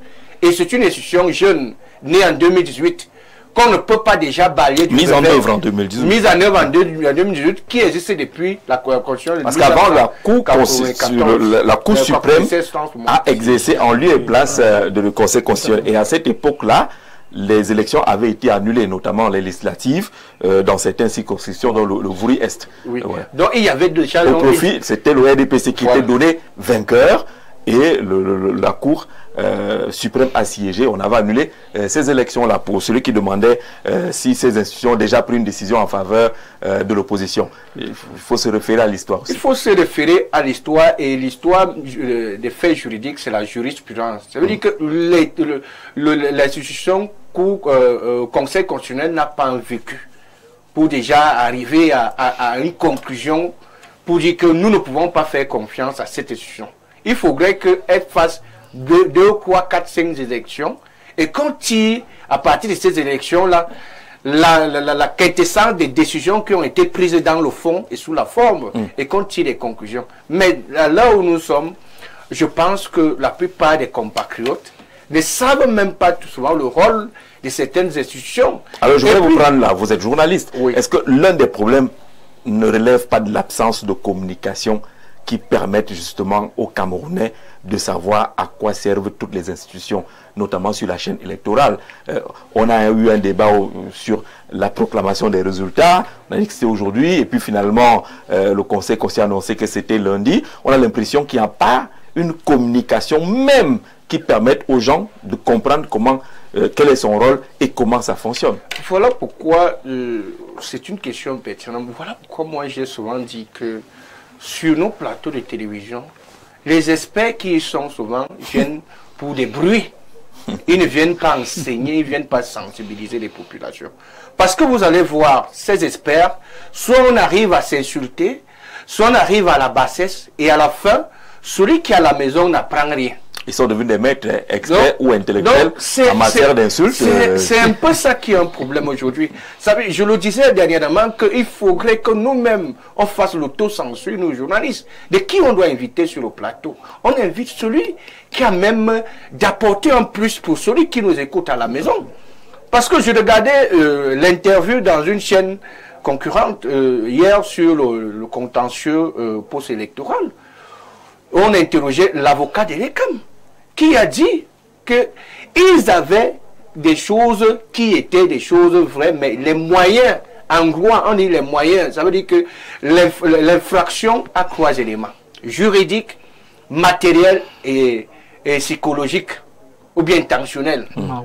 Mais si vous voulez dire que justifier un fait, vous dites que non, l'ECAM a faussé une élection, vous n'avez pas les preuves, les moyens que l'ECAM a faussé une élection, mais vous êtes dans une autre infraction, qui est la diffamation. Parce qu'on ne peut pas venir crier que non, toi là tu as volé, sans pouvoir ne pas apporter un élément matériel et justifier sur le plan de la loi sur quel article du code qui condamne le vol. Et c'est ça, il faut éduquer nos compatriotes. Ils ne savent pas ça. On ne peut pas. Parce qu'à un moment donné, certains n'y sont pas allés au niveau de la commission départementale de recensement de vote pour pouvoir venir s'asseoir peut-être au niveau du recensement national pour un paria et à faire repartir pour manipuler. Non, on doit arriver à responsabiliser les compatriotes à travers une communication qui permet que nous renforçons nos institutions. Et ça part de ceux qui veulent gouverner. Parce que, attention, je voudrais dire que M. Paul Biya n'est plus là pour longtemps. Il ne peut pas aller au-delà des lois de la nature. Ce pays nous appartient. Et si aujourd'hui ça se fait, nous ne devons pas manipuler nos concitoyens à les casser pour rien. Parce que, attention, mais M. Tiroma a atteint 35%. si ce n'est pas les chiffres qui nous viennent du... Si c'était vraiment dans une histoire où, je vais dire, une mascarade, mais on aurait pu bombarder les chiffres de 90%, et déjà même d'avance, on aurait disqualifié tous ces candidats. Et aller avec deux ou trois autres candidats qui viennent, par exemple, légitimer un processus. Mais nous sommes dans une élection qu'il faut crédibiliser à travers le respect des institutions qui organisent. Et dans le fond, après une élection, que ces acteurs se retrouvent et qu'on puisse... Et voilà pourquoi moi je me dis aussi que cette confiance doit être travaillée par l'organe qui dirige le pays. D'accord. Ça veut dire que dans le fond, quand on a fini, on va vers une réforme consensuelle de ces institutions pour qu'elles puissent atteindre l'efficacité et pour renforcer le degré de protection qu'ont besoin et améliorer le degré de confiance qu'ont besoin les populations au sein de ces institutions-là. Et moi, je suis plus tenté pour aller vers la chute, je suis plus tenté pour mon confrère, le confrère Masso, qui parlait d'un conseil constitutionnel où les juges sont élus pour plus de crédibilité. Parce qu'aujourd'hui, quand ils sont nommés, il y a des membres du RDPC qui sont nommés. Il y a ceux qui ont plutôt longtemps célébré les décrets présidentiels et ils sont là-bas. Et ça pose un problème de crédibilité. Mais on ne va pas prendre les extraterrestres pour venir diriger ces institutions. Ce sont les Camerounais. Et puisqu'on a choisi d'y aller, il faut faire donc confiance. Mais dans le cas des réformes, il faut aller vers ces réformes qui permettent de renforcer le crédit de ces institutions et que nos populations aient une confiance. Pour l'heure, il ne faudrait pas que... Parce que les Camerounais, la plupart qu'on a interrogés, ils sont allés parce qu'ils ne veulent plus ce régime actuel. Et maintenant, c'est des candidats qui sont allés flottent donc sur cette institution, ce qui permet que parfois ils sont allés même jusqu'à penser que même les institutions ne sont plus, ne fonctionnent plus normalement. Ils fonctionnent avec une main derrière pour pouvoir maintenir un individu. Et aujourd'hui, ceux des candidats qui accordent du crédit à ces institutions voient pratiquement leur tête mise à prix. C'est une façon de parler. Jean-Jacques, j'apprécie énormément votre manière de travailler qui, ma foi, est recommandable aux autres journalistes. Sur le thème, je dirais que le Conseil constitutionnel est impartiel. Le jeu se déroule bien en aval, c'est-à-dire au niveau de la commission communale, entre autres, et les Cambi en amont. Le Conseil constitutionnel proclame les résultats des PV qu'il a sur la table. Les PV sont modifiés durant les premiers jours avant la transmission. Bekono Mimboman, enfin Bekono depuis Mimboman, qui dit qu'il ne faut pas aller chercher du côté du Conseil constitutionnel s'il y a des fraudes. C'est un peu plus loin lorsque les PV sont remplis ou transmis. L'histoire politique récente du Cameroun, c'est aussi l'interdiction faite à un citoyen de se mouvoir librement sur le territoire.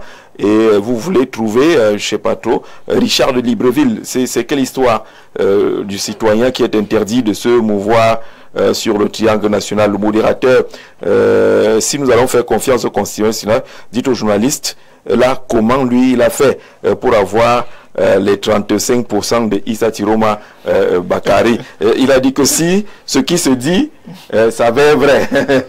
Oui, sur la commission nationale. Mais on rappelle qu'à niveau de la commission, les candidats étaient représentés. Oui, donc ils ont déjà le résultat. Ils pas la commission même n'est pas interdite. Voilà, il y a des gens qui étaient qui entraient là-bas, des observateurs. Ils ont ces résultats-là. Bonsoir. Très bon questionnement sur le Conseil constitutionnel. Je voudrais vous dire que tous les hauts commis de l'État nommés par le président de la République lui prêtent allégeance. Donc pour moi, le acte ne saurait être impartiaux. Bref, d'après ce que j'ai vu, voilà, Sylvain Onana, depuis Okola, vous parliez des réformes tout à l'heure. Peut-être qu'une élection pourrait permettre, mais au Cameroun, on a vu des maires qui sont élus, qui le lendemain changent de casquette, vont faire allégeance à quelqu'un d'autre. Oubliez même qu'ils ont été finalement élus. C'est une question profonde de mentalité et de responsabilité des nommés ou des élus. Oui, Jean-Jacques, c'est la raison pour laquelle il faut d'ailleurs interroger la pertinence psychologique des électeurs. Voyez-vous, qu'est-ce qui détermine le choix de l'électeur? le choix de l'électeur se détermine par son intérêt personnel ou alors par l'intérêt collectif. Parce que ça, il faut le dire. Parce que ce sont nous, les populations, qui émettions des choix. Nous faisons des choix vis-à-vis des personnes, vis-à-vis des figures. Qu'est-ce qui détermine en fait ces choix? Est-ce que c'est parce que celui-là est de mon village ou alors parce que j'estime que avec celui-là à la tête du mairie, j'aurai un marché, ainsi de suite. Vous voyez, ce sont des éléments qu'il faut dégager pour convoquer la responsabilité citoyenne. Et un autre élément important, Jean-Jacques, je ne voudrais pas passer sans m'appesantir un peu là-dessus. Vous avez parlé tout à l'heure du doute des populations vis-à-vis des institutions. Tout à l'heure, je me suis posé tout un tas de questions à savoir si ce doute est rationnel ou irrationnel. Je pense que pour la plupart du temps, le doute, il est irrationnel. Pourquoi, Jean-Jacques?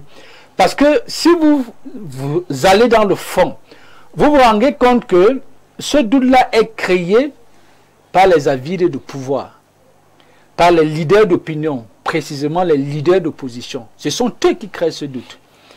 J'en veux pour preuve le fait que Jean-Jacques, la plupart des populations camerounaises font preuve d'un déficit de culture politique extraordinaire. Oui. Déjà qu'un pays de 30 millions d'habitants, les élections passées, on avait 6 500 000 et il y a eu combien? 3 500 qui ont voté. Oui. Un taux d'adaptation important. Et cette année, nous sommes à 8 millions. Combien de personnes ont voté?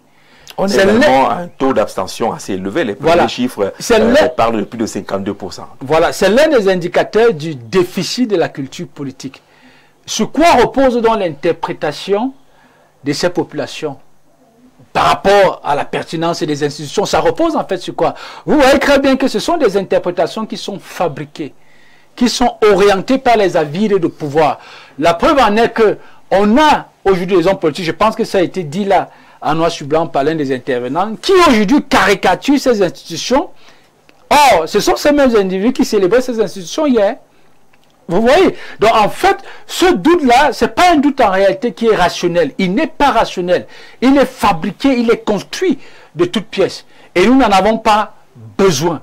C'est pourquoi j'attire encore l'attention sur la pertinence psychologique de nos populations. Il est bien sûr vrai que Jean-Jacques, c'est également ceux qui sont au sommet de la pyramide étatique qui ont la charge de construire cette pertinence psychologique. Mais en même temps, on a comme l'impression que l'objectif ici, c'est de laisser les populations dans leur ignorance pour pouvoir facilement également les gouverner. Oui. Vous voyez, pour s'appuyer sur ces populations ignorantes, pour se positionner. On a vraiment comme cette impression. Et pour sortir dans le problème du Cameroun est essentiellement identitaire. Je pense que c'est une question de moralité, de mentalité qu'il faut traiter, qu'il faut soigner. Parce que quand on parle par exemple de l'ECAM, du Conseil constitutionnel, des lois, mais qui font ces lois? C'est la mentalité. Vous voyez, si la mentalité individualiste, il est clair que la loi sera taillée sur mesure en fonction justement de l'intérêt de ceux qui ont la charge justement de penser alors de structurer cela. Donc c'est cette mentalité qu'il faut interroger et qu'il faut traiter. Et c'est un fléau qui ne peut pas se faire du jour au lendemain, qui ne peut pas se traiter du jour au lendemain. Patrick de Strasbourg, bonsoir Monsieur Zé.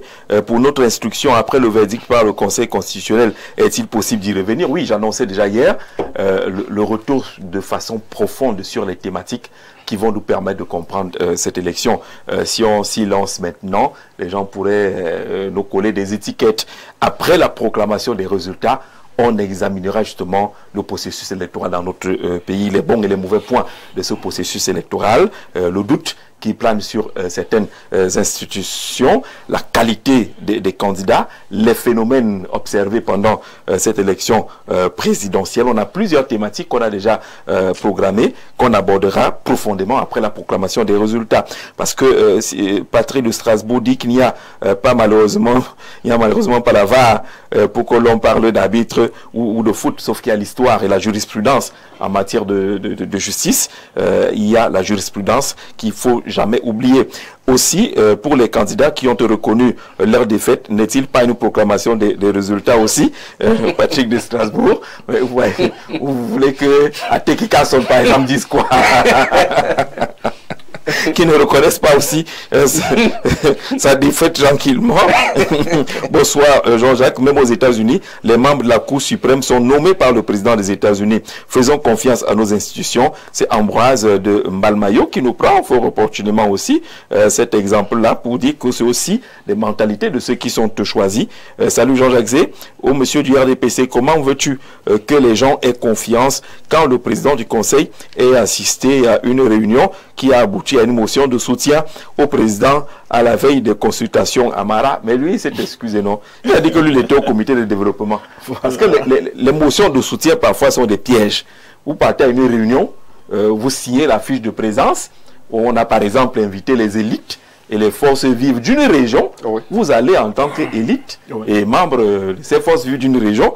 À la fin, vous ne savez pas qu'il y a une motion de soutien qui est en train d'être préparée. Et puis on agrafe la liste de présence où voilà, signataire, ça sort à Cameroun Tribune le lendemain, vous devenez signataire d'une motion de soutien alors que ce n'était pas l'objet de cette réunion-là. Abakar Mefiré, même quand on lit les messages qui viennent de l'étranger, il y a l'exemple des États-Unis qui dit que les juges de la Cour suprême sont quand même nommés par le président de la République. Est-ce que ce n'est pas le comportement de la ressource? Quelqu'un nous disait tout à l'heure que le doute est davantage accentué parce qu'on voit l'épouse de Clément Atangana, qui est du R, et souvent aux côtés même de la première dame. Voilà. C'est pour ça que Jean-Jacques Zé, surtout en ce moment... Est-ce qu'il va alors divorcer quand on le nomme? Il doit l'avoir divorcé. Bon. Donc dès qu'on le nomme, là, il dit, madame, vraiment, ne quitte sur ces choses-là. Jean-Jacques, en cette période, moi, j'évite d'ériger, on va dire comment, mon esprit dans les jugements de valeur et surtout le ad hominem. Il y a un paradigme en sociologie qui dit que l'ethnométhodologie dit que seuls les acteurs ont la capacité de la comptabilité.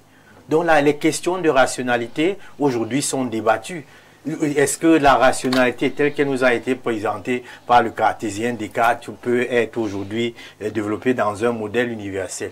Il faut écouter les acteurs parce que nous disons qu'en ce moment que nous jugeons de très délicat, il faut aller vers ce qui peut être positif. Parce qu'au-delà de tout, tout ce qui peut aller dans un sens non souhaité ne sera pas mauvais seulement pour quelques personnes. De ce point de vue, nous pensons que l'approche pédagogique consiste à parler des faits. Et il faut laisser aux acteurs leur capacité de la comptabilité. Si, nous l'avons dit, une bonne partie des Camerounais, nous n'avons pas l'unité de mesure pour dire s'ils sont majoritaires ou pas, ont perdu confiance dans les institutions. Nous pensons qu'il faut faire quelque chose dans ce sens. C'est-à-dire travailler justement dans le sens de la nécessaire rupture objectivante pour que nos institutions soient objectives. Parce que Jean-Jacques, nos petits esprits clivants et partisans que nous pouvons avoir ne va rien enlever dans l'esprit d'une bonne partie des Camerounais qui pensent que ELECAM, le Conseil constitutionnel sont des succursales. Mais bienvenue à dire quelque chose de fondamental. Ceux qui traitent de tous les noms d'oiseaux, ces institutions aujourd'hui, étaient du côté où on les appréciait hier et rabrouaient tous ceux qui osaient se prononcer négativement sur ces institutions. Aujourd'hui, ils ont changé de camp parce que nous pensons que c'est même ça qui nous plonge dans ce modèle d'étouffement qui fait qu'à la fin, on parle de rationalité, les solutions qui peuvent être apportées sont ignorées. Si nous faisons des débats de personnes, justement, je pense qu'à la fin... C'est des acteurs, des acteurs importants. dont les points de vue comptent dans la lecture de la situation actuelle. Si vous avez un candidat à l'élection présidentielle qui hier applaudissait des deux mains ces institutions, ne trouvait pas à redire, et aujourd'hui devenu candidat, trouve que ces institutions sont une catastrophe et proclame les résultats qu'ils avaient condamnés hier, l'attitude qu'ils avaient condamnée hier. Est-ce que ce n'est pas là justement la manipulation à outrance qui peut nous entraîner à ce qu'on observe aujourd'hui? Jean-Jacques, dans le modèle d'analyse qu'ici, nous pensons qu'il faut écouter davantage, en ce moment précis surtout, les groupes, et comme nous avons dit, aller vers ce qui peut construire. L'unanimisme n'est pas toujours possiblement de l'ordre du construit, mais au moins on dit, si dès qu'on parle du développement d'un peuple, il s'agit de l'amélioration des conditions de vie de l'ensemble ou du moins de la majorité.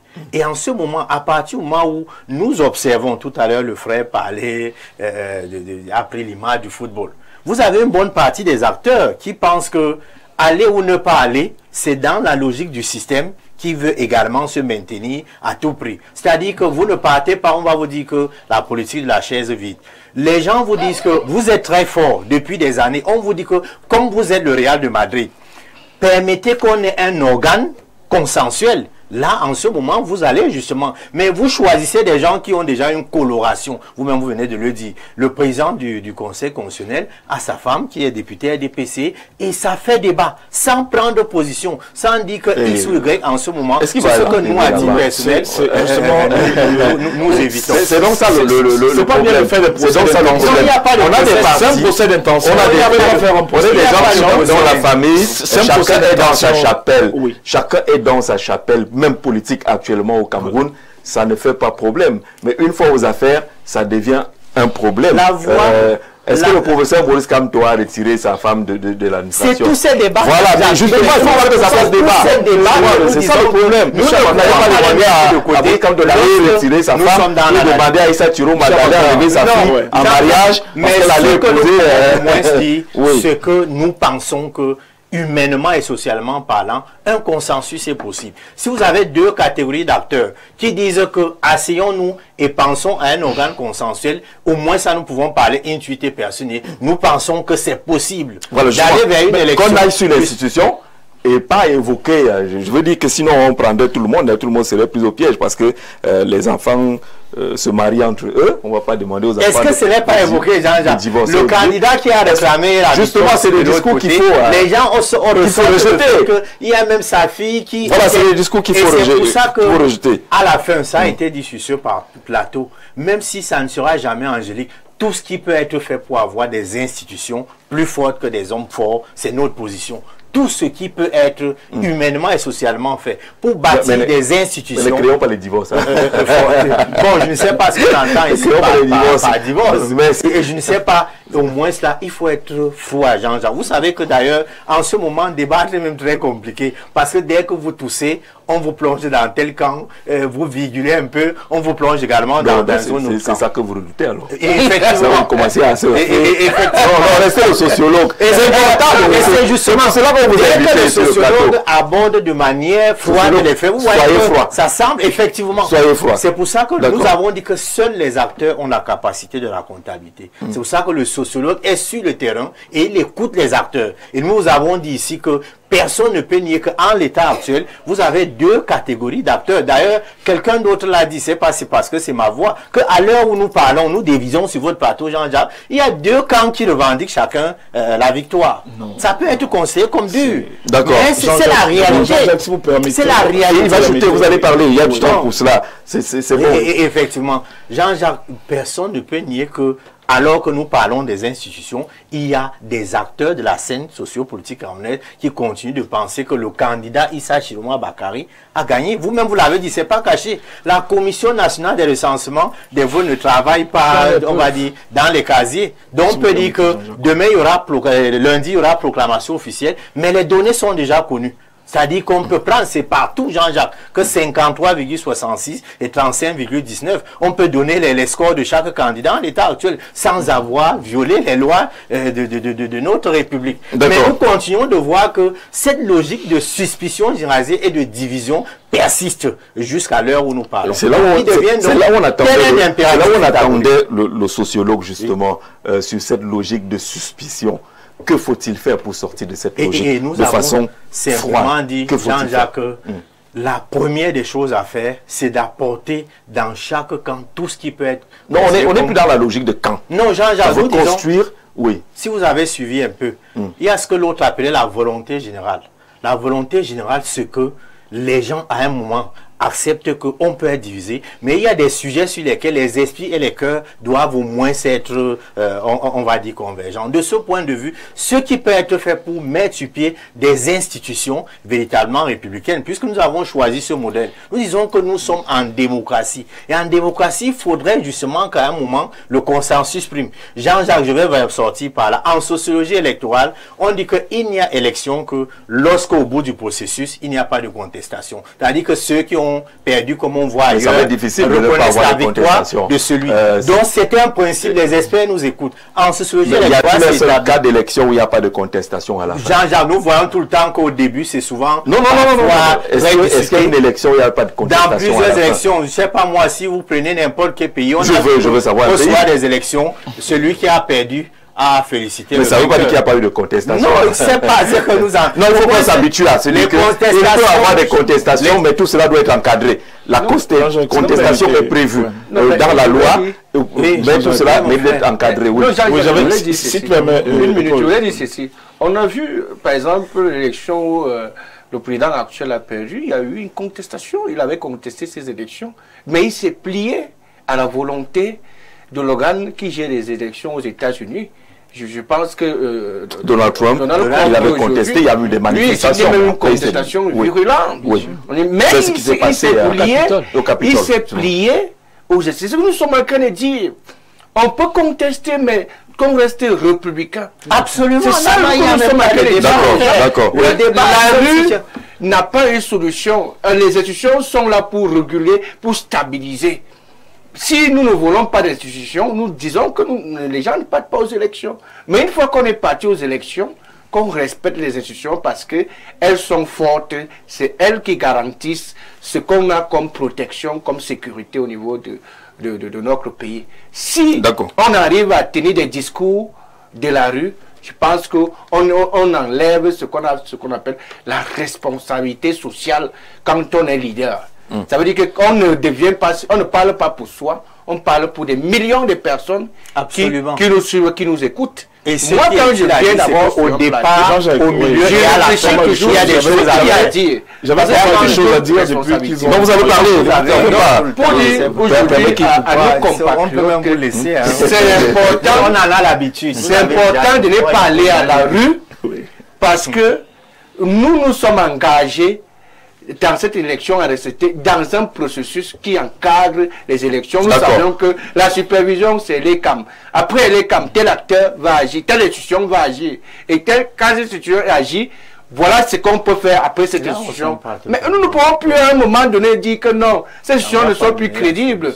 Que les acteurs politiques, à un moment donné, qui tiennent, je veux dire, qui sont pour moi, je l'assume, qui sont bipolaires, qui peut dire qu'aujourd'hui, bon, parce qu'une décision va dans le sens de ses avantages, et que oui, cette décision, elle est bonne. Du moment où la décision est prise dans le sens de son désavantage, il dit que non, mais vraiment, ces institutions, n'allons pas là-bas, c'est la rue qui est le... D'accord, on s'est compris. Nous sommes pour les institutions. D'accord. La contestation est encadrée. Elle est prévue par les lois. C'est pour cela qu'il y a le Conseil constitutionnel et tout ce qu'on peut imaginer, où les recours sont encadrés. C'est prévu dans le code électoral. Donc ce n'est pas une mauvaise chose que de contester, mais contester, c'est en suivant justement ce que prévoient les institutions pour que votre contestation soit crédible. Ce n'est pas une affaire des réseaux sociaux ou la rue. Oui. Merci Jean-Jacques. Donc, avant d'entrer de plein pied peut-être dans ce que j'avais à dire, je commencerai d'abord par repréciser ici que le RDPC n'a pas revendiqué une victoire jusqu'à présent. N'a revendiqué aucune victoire. Voilà. Le secrétaire général, s'il vous plaît, le secrétaire général du RDPC, le ministre Jean Coueté, et président de la commission nationale de campagne du RDPC, a sorti un communiqué officiel. Il est la voix la plus officielle. C'était le 16 octobre. Et dans ce communiqué, justement, il a demandé aux militants du parti d'attendre sereinement les résultats. Et il est conscient que le RDPC est le seul parti politique qui a pu se déployer sur l'ensemble de tous les bureaux de vote du territoire national. D'accord. Ça, il faudrait que ce soit sûr. Maintenant, au niveau de notre Conseil constitutionnel, moi je voudrais simplement dire aux sociologues, il y a un esprit qu'il ne faut pas s'aimer ou alors cultiver auprès de la population. Non, parce que c'est justement ce qui crée, ce que Franck a dit tout à l'heure, le doute. C'est ce qui crée le doute et c'est ce qui amène aussi à dire que nous avons un problème de culture politique au Cameroun. Et je crois que Franck a relevé ces deux éléments très importants. La culture politique, pourquoi? Parce que les Camerounais, nous sommes Camerounais. Nous savons que nous devons aller voter. Et lorsque nous partons voter, nous connaissons déjà, nous tous, le processus. Bon, on va pas le principe. Oui. C'est le principe. Nous connaissons. Moi, j'étais dans les bureaux de vote, les gens ne connaissaient même pas le principe, même simplement du vote. Oui. Donc, ils ne savent même pas comment on fait pour venir voter. Justement, Jean-Jacques, c'est pour ça que ces plateaux, culture politique, des plateaux comme celui-ci sont très importants pour sensibiliser les Camerounais, au lieu de créer le doute. C'est très important pour sensibiliser les Camerounais. S'ils ne connaissaient pas le processus, ils ont commencé à connaître. Chaque parti doit être représenté dans un bureau de vote. Et le représentant du parti doit rentrer avec un procès verbal. Et c'est sur la foi de ce genre d'éléments palpables et concrets qu'on peut faire un comptage du résultat. Mais on s'est rendu compte que le doute est créé par certains acteurs politiques qui n'ont pas pu avoir une représentativité dans l'ensemble des bureaux de vote du territoire national. Et je l'ai précisé tout à l'heure, ces acteurs politiques qui pensaient hier que le Conseil constitutionnel était très compétent, aujourd'hui refusent de se présenter au Conseil constitutionnel et veulent faire entendre aux Camerounais que non, le Conseil constitutionnel, c'est un organe redouté. Redouté pourquoi? Si le Conseil constitutionnel se base sur la loi pour se prononcer, et le Conseil constitutionnel n'applique que cette loi, et si nous savons, Jean-Jacques, c'est dit comme ça de façon triviale la plupart du temps, nul n'est censé ignorer la loi. Et lorsqu'on est un Camerounais, voilà pourquoi je rejoins France sur la culture politique. Nul n'est censé ignorer la loi. Il faut que nous, Camerounais, apprenions c'est l'une des grandes leçons. C'est l'une des grandes leçons de ce scrutin. Exactement.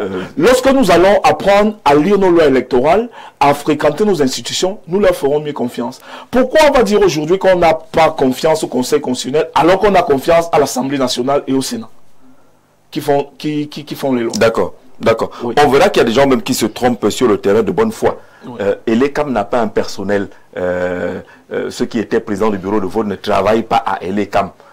C'est des directeurs d'école, des fonctionnaires qu'on a pris, ainsi de suite. Est-ce qu'on les a suffisamment formés? Parce qu'il y a l'article 56, il y a un auditeur, un téléspectateur qui nous le rappelle. Bonsoir le panel. Comment vous ne comprenez pas depuis des années que notre fichier électoral est faux? D'où le fort taux d'abstention à chaque élection. Pourquoi Elecam a refusé d'appliquer l'article 80 du code électoral? Je crois c'est l'article qui parle de la liste nationale. C'est un véritable problème. Et pourquoi, ça, en plus, oui, ceci peut justifier cela. Oui. Parce qu'il y a des calculs, sur le taux d'abstention qu'il faut adosser au fichier électoral. Parce que vous avez dans un... Mais non pas du nom. D'accord. Vous avez un bureau de vote là où on a affiché 250 noms. Voilà. Dont il y a plusieurs décédés et autres, mais quand on va calculer le taux d'abstention, on aura l'impression que c'était énorme, mais justement parce que le fichier électoral, est-ce qu'il a été toiletté comme cela se doit? En plus, pourquoi Elecam n'applique pas l'article 56 du même code, d'où son impartialité? L'article 56, je vais essayer de le trouver dans ma mémoire, c'est l'article qui demande au président du bureau de vote, si un parti n'est pas représenté, de trouver dans l'assistance des gens qu'il désigne comme représentants de ces formations politiques. Alors, je peux me tromper, mais je pense que c'est cela qu'il s'agit au niveau de l'article 56. Et c'est pour cela qu'on évoquait la formation même des gens de l'ECAM qui vont sur le terrain.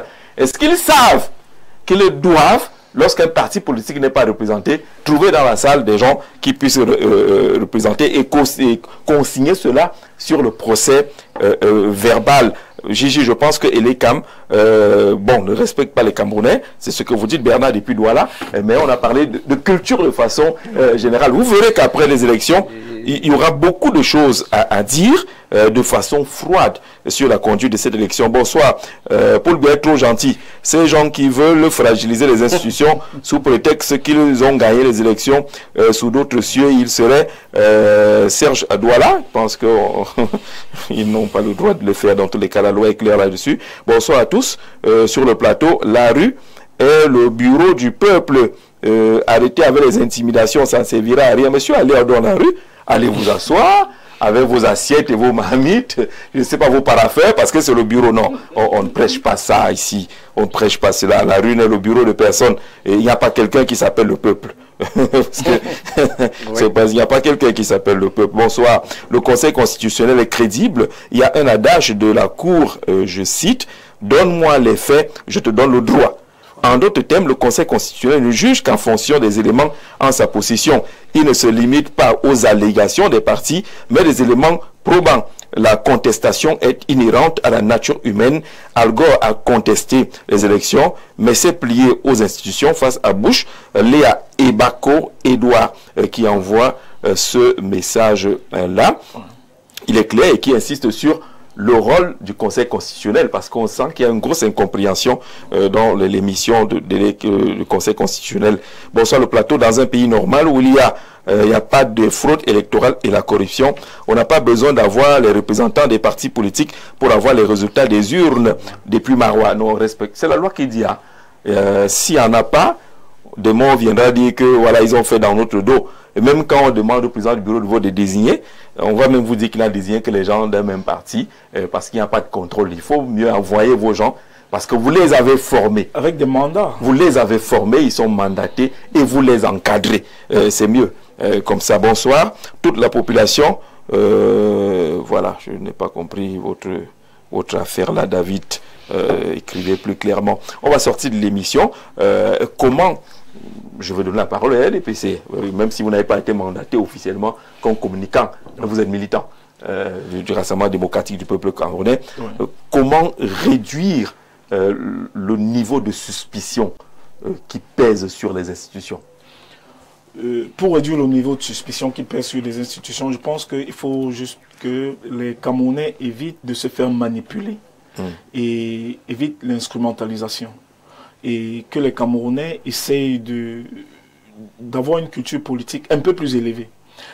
C'est-à-dire, il faut régulièrement lire les lois électorales, il faut régulièrement apprendre sur ce qui est de nos institutions. On ne va pas comprendre ces institutions si on est toujours à distance. On ne peut pas les comprendre à distance. Il faut au moins fréquenter, il faut aller voir, il faut regarder, il faut faire de la recherche. Et c'est ça qui permet de développer sa culture politique. Parce que si on continue à rester chez soi, et attendre qu'on nous écrive un message sur WhatsApp pour dire que au Conseil constitutionnel, ils ne sont pas impartials, sans fondement ni justificatif.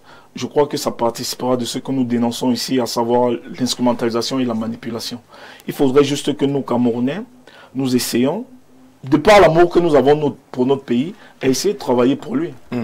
Alors, salut, c'est Igor depuis Souza. Je n'ai jamais vu un pays où l'opposition n'a jamais gagné les élections. Je pense qu'il faut également revoir ton histoire du pays pour savoir que l'opposition a été majoritaire à l'Assemblée nationale dans notre pays et a choisi la voie des alliances. Et voilà, et vous savez que l'opposition tape souvent dans certaines zones ici au Cameroun. L'ORDPC broie du noir au quotidien. Donc il ne faut pas globaliser tout cela. Le Conseil constitutionnel n'a pas de choix à faire. Tous les Camerounais savent qui a gagné. Moi, je ne sais pas encore qui a gagné dans cette affaire-là. Alors, Cyril demande que quand il parle du peuple, il s'agit même de quel peuple dans cette affaire-là. Quand on dit le peuple, de quoi s'agit-il? De quel peuple s'agit-il? Bonsoir, le panel. Un parti politique n'est pas forcément obligé d'être représenté dans un bureau de vote pour avoir le résultat exact, sortir de ce bureau. Et en plus, ce parti a été bien représenté dans les 18 départements qui portent l'électorat du Cameroun. Donc, le même Elecam, non. Ce calcul d'être présent dans 18 départements qui portent l'électorat est assez compliqué. Lorsqu'on vous parle d'un fichier électoral qui peut être problématique, peut-être que vous n'abordez pas les questions comme il faut. Le fichier électoral peut-être n'a pas été toiletté. Si vous vous fondez sur cela, c'est problème. Vous avez également des déplacements et autres. Et le taux d'abstention, les gens peuvent choisir de ne pas aller voter ici. Et là où vous pensez que c'est un grand département, et là où c'est un petit département, ils vont massivement voter. Et dans ces grands départements, est-ce que l'écart des voix, c'était quoi? On ne les a pas encore, ces écarts-là. Vous pouvez avoir gagné partout. Si c'est écart de 2 ou 3 voix, et que l'autre côté, là où vous avez négligé, on a 300 voix, 600 voix, et vous avez 0. Donc, l'affaire des grands départements, là, on n'y est pas encore. On va peut-être y arriver. Monsieur le sociologue, comment déconstruire cette pensée qui nourrit la suspicion? Jean-Jacques, je pense que la première chose en termes de piste de solutionnement, c'est qu'il faut revoir notre contrat civilisationnel. Il faut revoir notre contrat social. Parce que le contrat social que nous avons actuellement, nous pensons que il n'est pas en adéquation justement avec les besoins et les problèmes réels de développement de notre société. D'ailleurs, ce modèle que nous avons choisi aujourd'hui, démocratique, qu'on le veuille ou pas, sur la base des faits, il est en débat au Cameroun. Donc, que vous le vouliez ou pas, une partie des Camerounais s'interroge, officiellement on dit qu'on est en démocratie, mais sommes-nous véritablement en démocratie? Pour répondre à cette question, nous pensons justement que au moins pour le minimum qu'il y a à faire, il y a des réformes à faire. Même parlant des élections précisément, nous pensons que si Elecam est contesté par une bonne partie des acteurs du domaine, parce que nous l'avons dit, ce sont des faits indubitables. Avant les élections, une bonne partie des acteurs, nous avons même suivi le président de la République, dit à une responsable politique qu'il n'était pas au courant qu'ils avaient déposé un projet qui proposait justement l'amélioration justement de notre code électoral. Nous avons suivi en direct le président parler à une actrice de la scène politique. Donc nous pensons que pour nous, il faut revoir ce qu'il faut faire, il faut réformer l'organe électoral et aller justement vers un minimum de consensus. D'accord. Pour l'organe électoral, on est parti d'ONEL 1, ONEL 2, on a Elecam, peut-être qu'on va aller à Elecam 2 aussi, ou 3, pour aller dans le sens de la réforme, pour dire que ce n'est pas bâclé. Il y a eu l'OMINAT, il y a eu ONEL 1, ONEL 2, et on est à Elecam, on peut encore avancer. C'est cela qu'il s'agit. Les réformes. Bien entendu, Jean-Jacques, mais seulement les réformes, ce ne sont pas des démarches qui se font de manière spontanée. Vous voyez, ce sont des choses qui se font dans le temps. Et pour répondre précisément à vos questions, Jean-Jacques, il faut noter que la suspicion est partagée. C'est-à-dire qu'il y a une crise de confiance entre les institutions vis-à-vis du peuple et du peuple vis-à-vis des institutions. Comment est-ce qu'on déconstruit ça? Il faut outiller les populations. Des armes redoutables, il y a la clairvoyance, le discernement, dont la connaissance. De telle sorte que ces populations soient en mesure de porter leur choix sur quelqu'un qui est véritablement représentatif de l'intérêt collectif. Et vous êtes certain que lui aussi ne pourra pas nommer quelqu'un qui est représentatif de l'intérêt individuel. Il y a cet élément-là qu'il faut souligner. Mais aussi, Jean-Jacques, il faut davantage sensibiliser. Nous l'avons déjà dit. Il faut sensibiliser les populations sur les dangers qu'elles encourent en se laissant instrumentaliser par certains hommes politiques véreux. Jean-Jacques, si ça ne dépend que de moi, le Conseil constitutionnel est important dans ce sens qu'il garantit les libertés fondamentales des citoyens. Et l'une des libertés fondamentales des citoyens, c'est la sécurité, parce que vous ne pouvez pas vous épanouir dans le désordre. Ça veut dire que le président du Conseil constitutionnel ne devrait même pas proclamer un résultat en faveur d'un candidat qui excite la jeunesse à aller dans la rue. Ou alors quelqu'un qui aurait peut-être vendu déjà le sous-sol du Cameroun pour ses intérêts personnels. On sort par là pour le fils Lundu. Comment améliorer, comment limiter ou réduire cette suspicion? Oui, pour réduire cette suspicion, il faut travailler à ce que les Camerounais aient confiance à ces institutions. Ça passe par le renforcement de la transparence et de l'équité. Ça veut dire que les décisions qui sont prises par le Conseil constitutionnel doivent frapper du sceau de l'équité, de l'équitabilité. Et ça va renforcer de plus en plus, parce que aussi, si à chaque fois il y a une résonance irrécevable, vous le dites, il y a quelqu'un qui a parlé sur un message sur le mandat des DG de nos structures, oui, qui avait été porté par Denis Emelia à Tangana. Mais nous voyons, c'est visible. Et on n'a pas besoin qu'un citoyen lambda vienne introduire. Les institutions fonctionnent de telle enseigne que le juge peut se saisir d'une affaire et clencher. Et c'est ça qui renforce la crédibilité et la confiance auprès des citoyens. Si dans un moment donné, Denis Atangana a posé ce problème et on a renvoyé irrécevable, ça fait que le professeur Viviane Ondoa tous les jours évoque le sujet. Voilà. Donc que ça devienne au niveau du commun des mortels. Pourtant, c'est l'institution Conseil constitutionnel qui est regardant sur cette affaire. Il est compétent de cette histoire-là. Mais ces DG sont là, dans l'illégalité. Parce qu'ils sont là pour la constitutionnalité. Est-ce qu'on respecte la loi à limiter? Est-ce que la loi est respectée? dans ces cas-là, ces DG qui sont là, ils doivent s'auto-saisir. Ce n'est pas un citoyen lambda qui doit aller, et ça passe donc, c'est par là. Ils ne doivent pas se limiter sur en tant que juge électoral, ils doivent aller au-delà. Ils ont beaucoup de missions. Voilà pourquoi et on doit pouvoir les voir au moins doit les voir en sur ces action, différentes missions. En action, mais je pense que si le Conseil s'était déjà prononcé sur le cas de ces DG qui sont en activité. On allait dire, ben voilà. Mais voilà, aujourd'hui, ça renforcerait la crédibilité et la transparence et ça aurait une certaine confiance au niveau des populations. C'est d'abord ça. De l'autre côté, on va sortir l'émission. Il faut impliquer les acteurs. Tous les acteurs, ce n'est pas seulement les acteurs politiques, religieux, de la société civile, surtout, pour pouvoir renforcer la confiance au niveau des institutions. Ça peut se faire. Et le troisième point, qui est un point très important où je sors, c'est la gouvernance. La gouvernance, tout ce que nous avons aujourd'hui là, la conséquence, c'est la gouvernance. Nous ne voyons pas aujourd'hui. Moi, je suis en Bantou, on ne regarde pas toujours là où on... il faut toujours savoir qu'est-ce qui a fait. Il faut améliorer la gouvernance. C'est la gouvernance. Oui, et que ces institutions apprennent à communiquer utile. La gouvernance, c'est la communication, c'est la transparence. Au-delà de la gouvernance, quand même, il faut signaler que... en un mot, parce qu'on a fini. Nous devons continuer de faire confiance à nos institutions. On l'a dit. Mais ça se travaille. Nous faisons confiance au Conseil constitutionnel et attendons sereinement tous la publication des résultats. D'accord, lundi, publication des résultats. Et juste après lundi, on va se retrouver pour faire une série d'émissions leçons de ce scrutin. Et là, ce sera sans filtre, comme on dit. On ne mettra pas les gants parce qu'on a quand même noté beaucoup de choses qui n'ont pas marché pendant ce scrutin. Merci d'avoir regardé ce programme.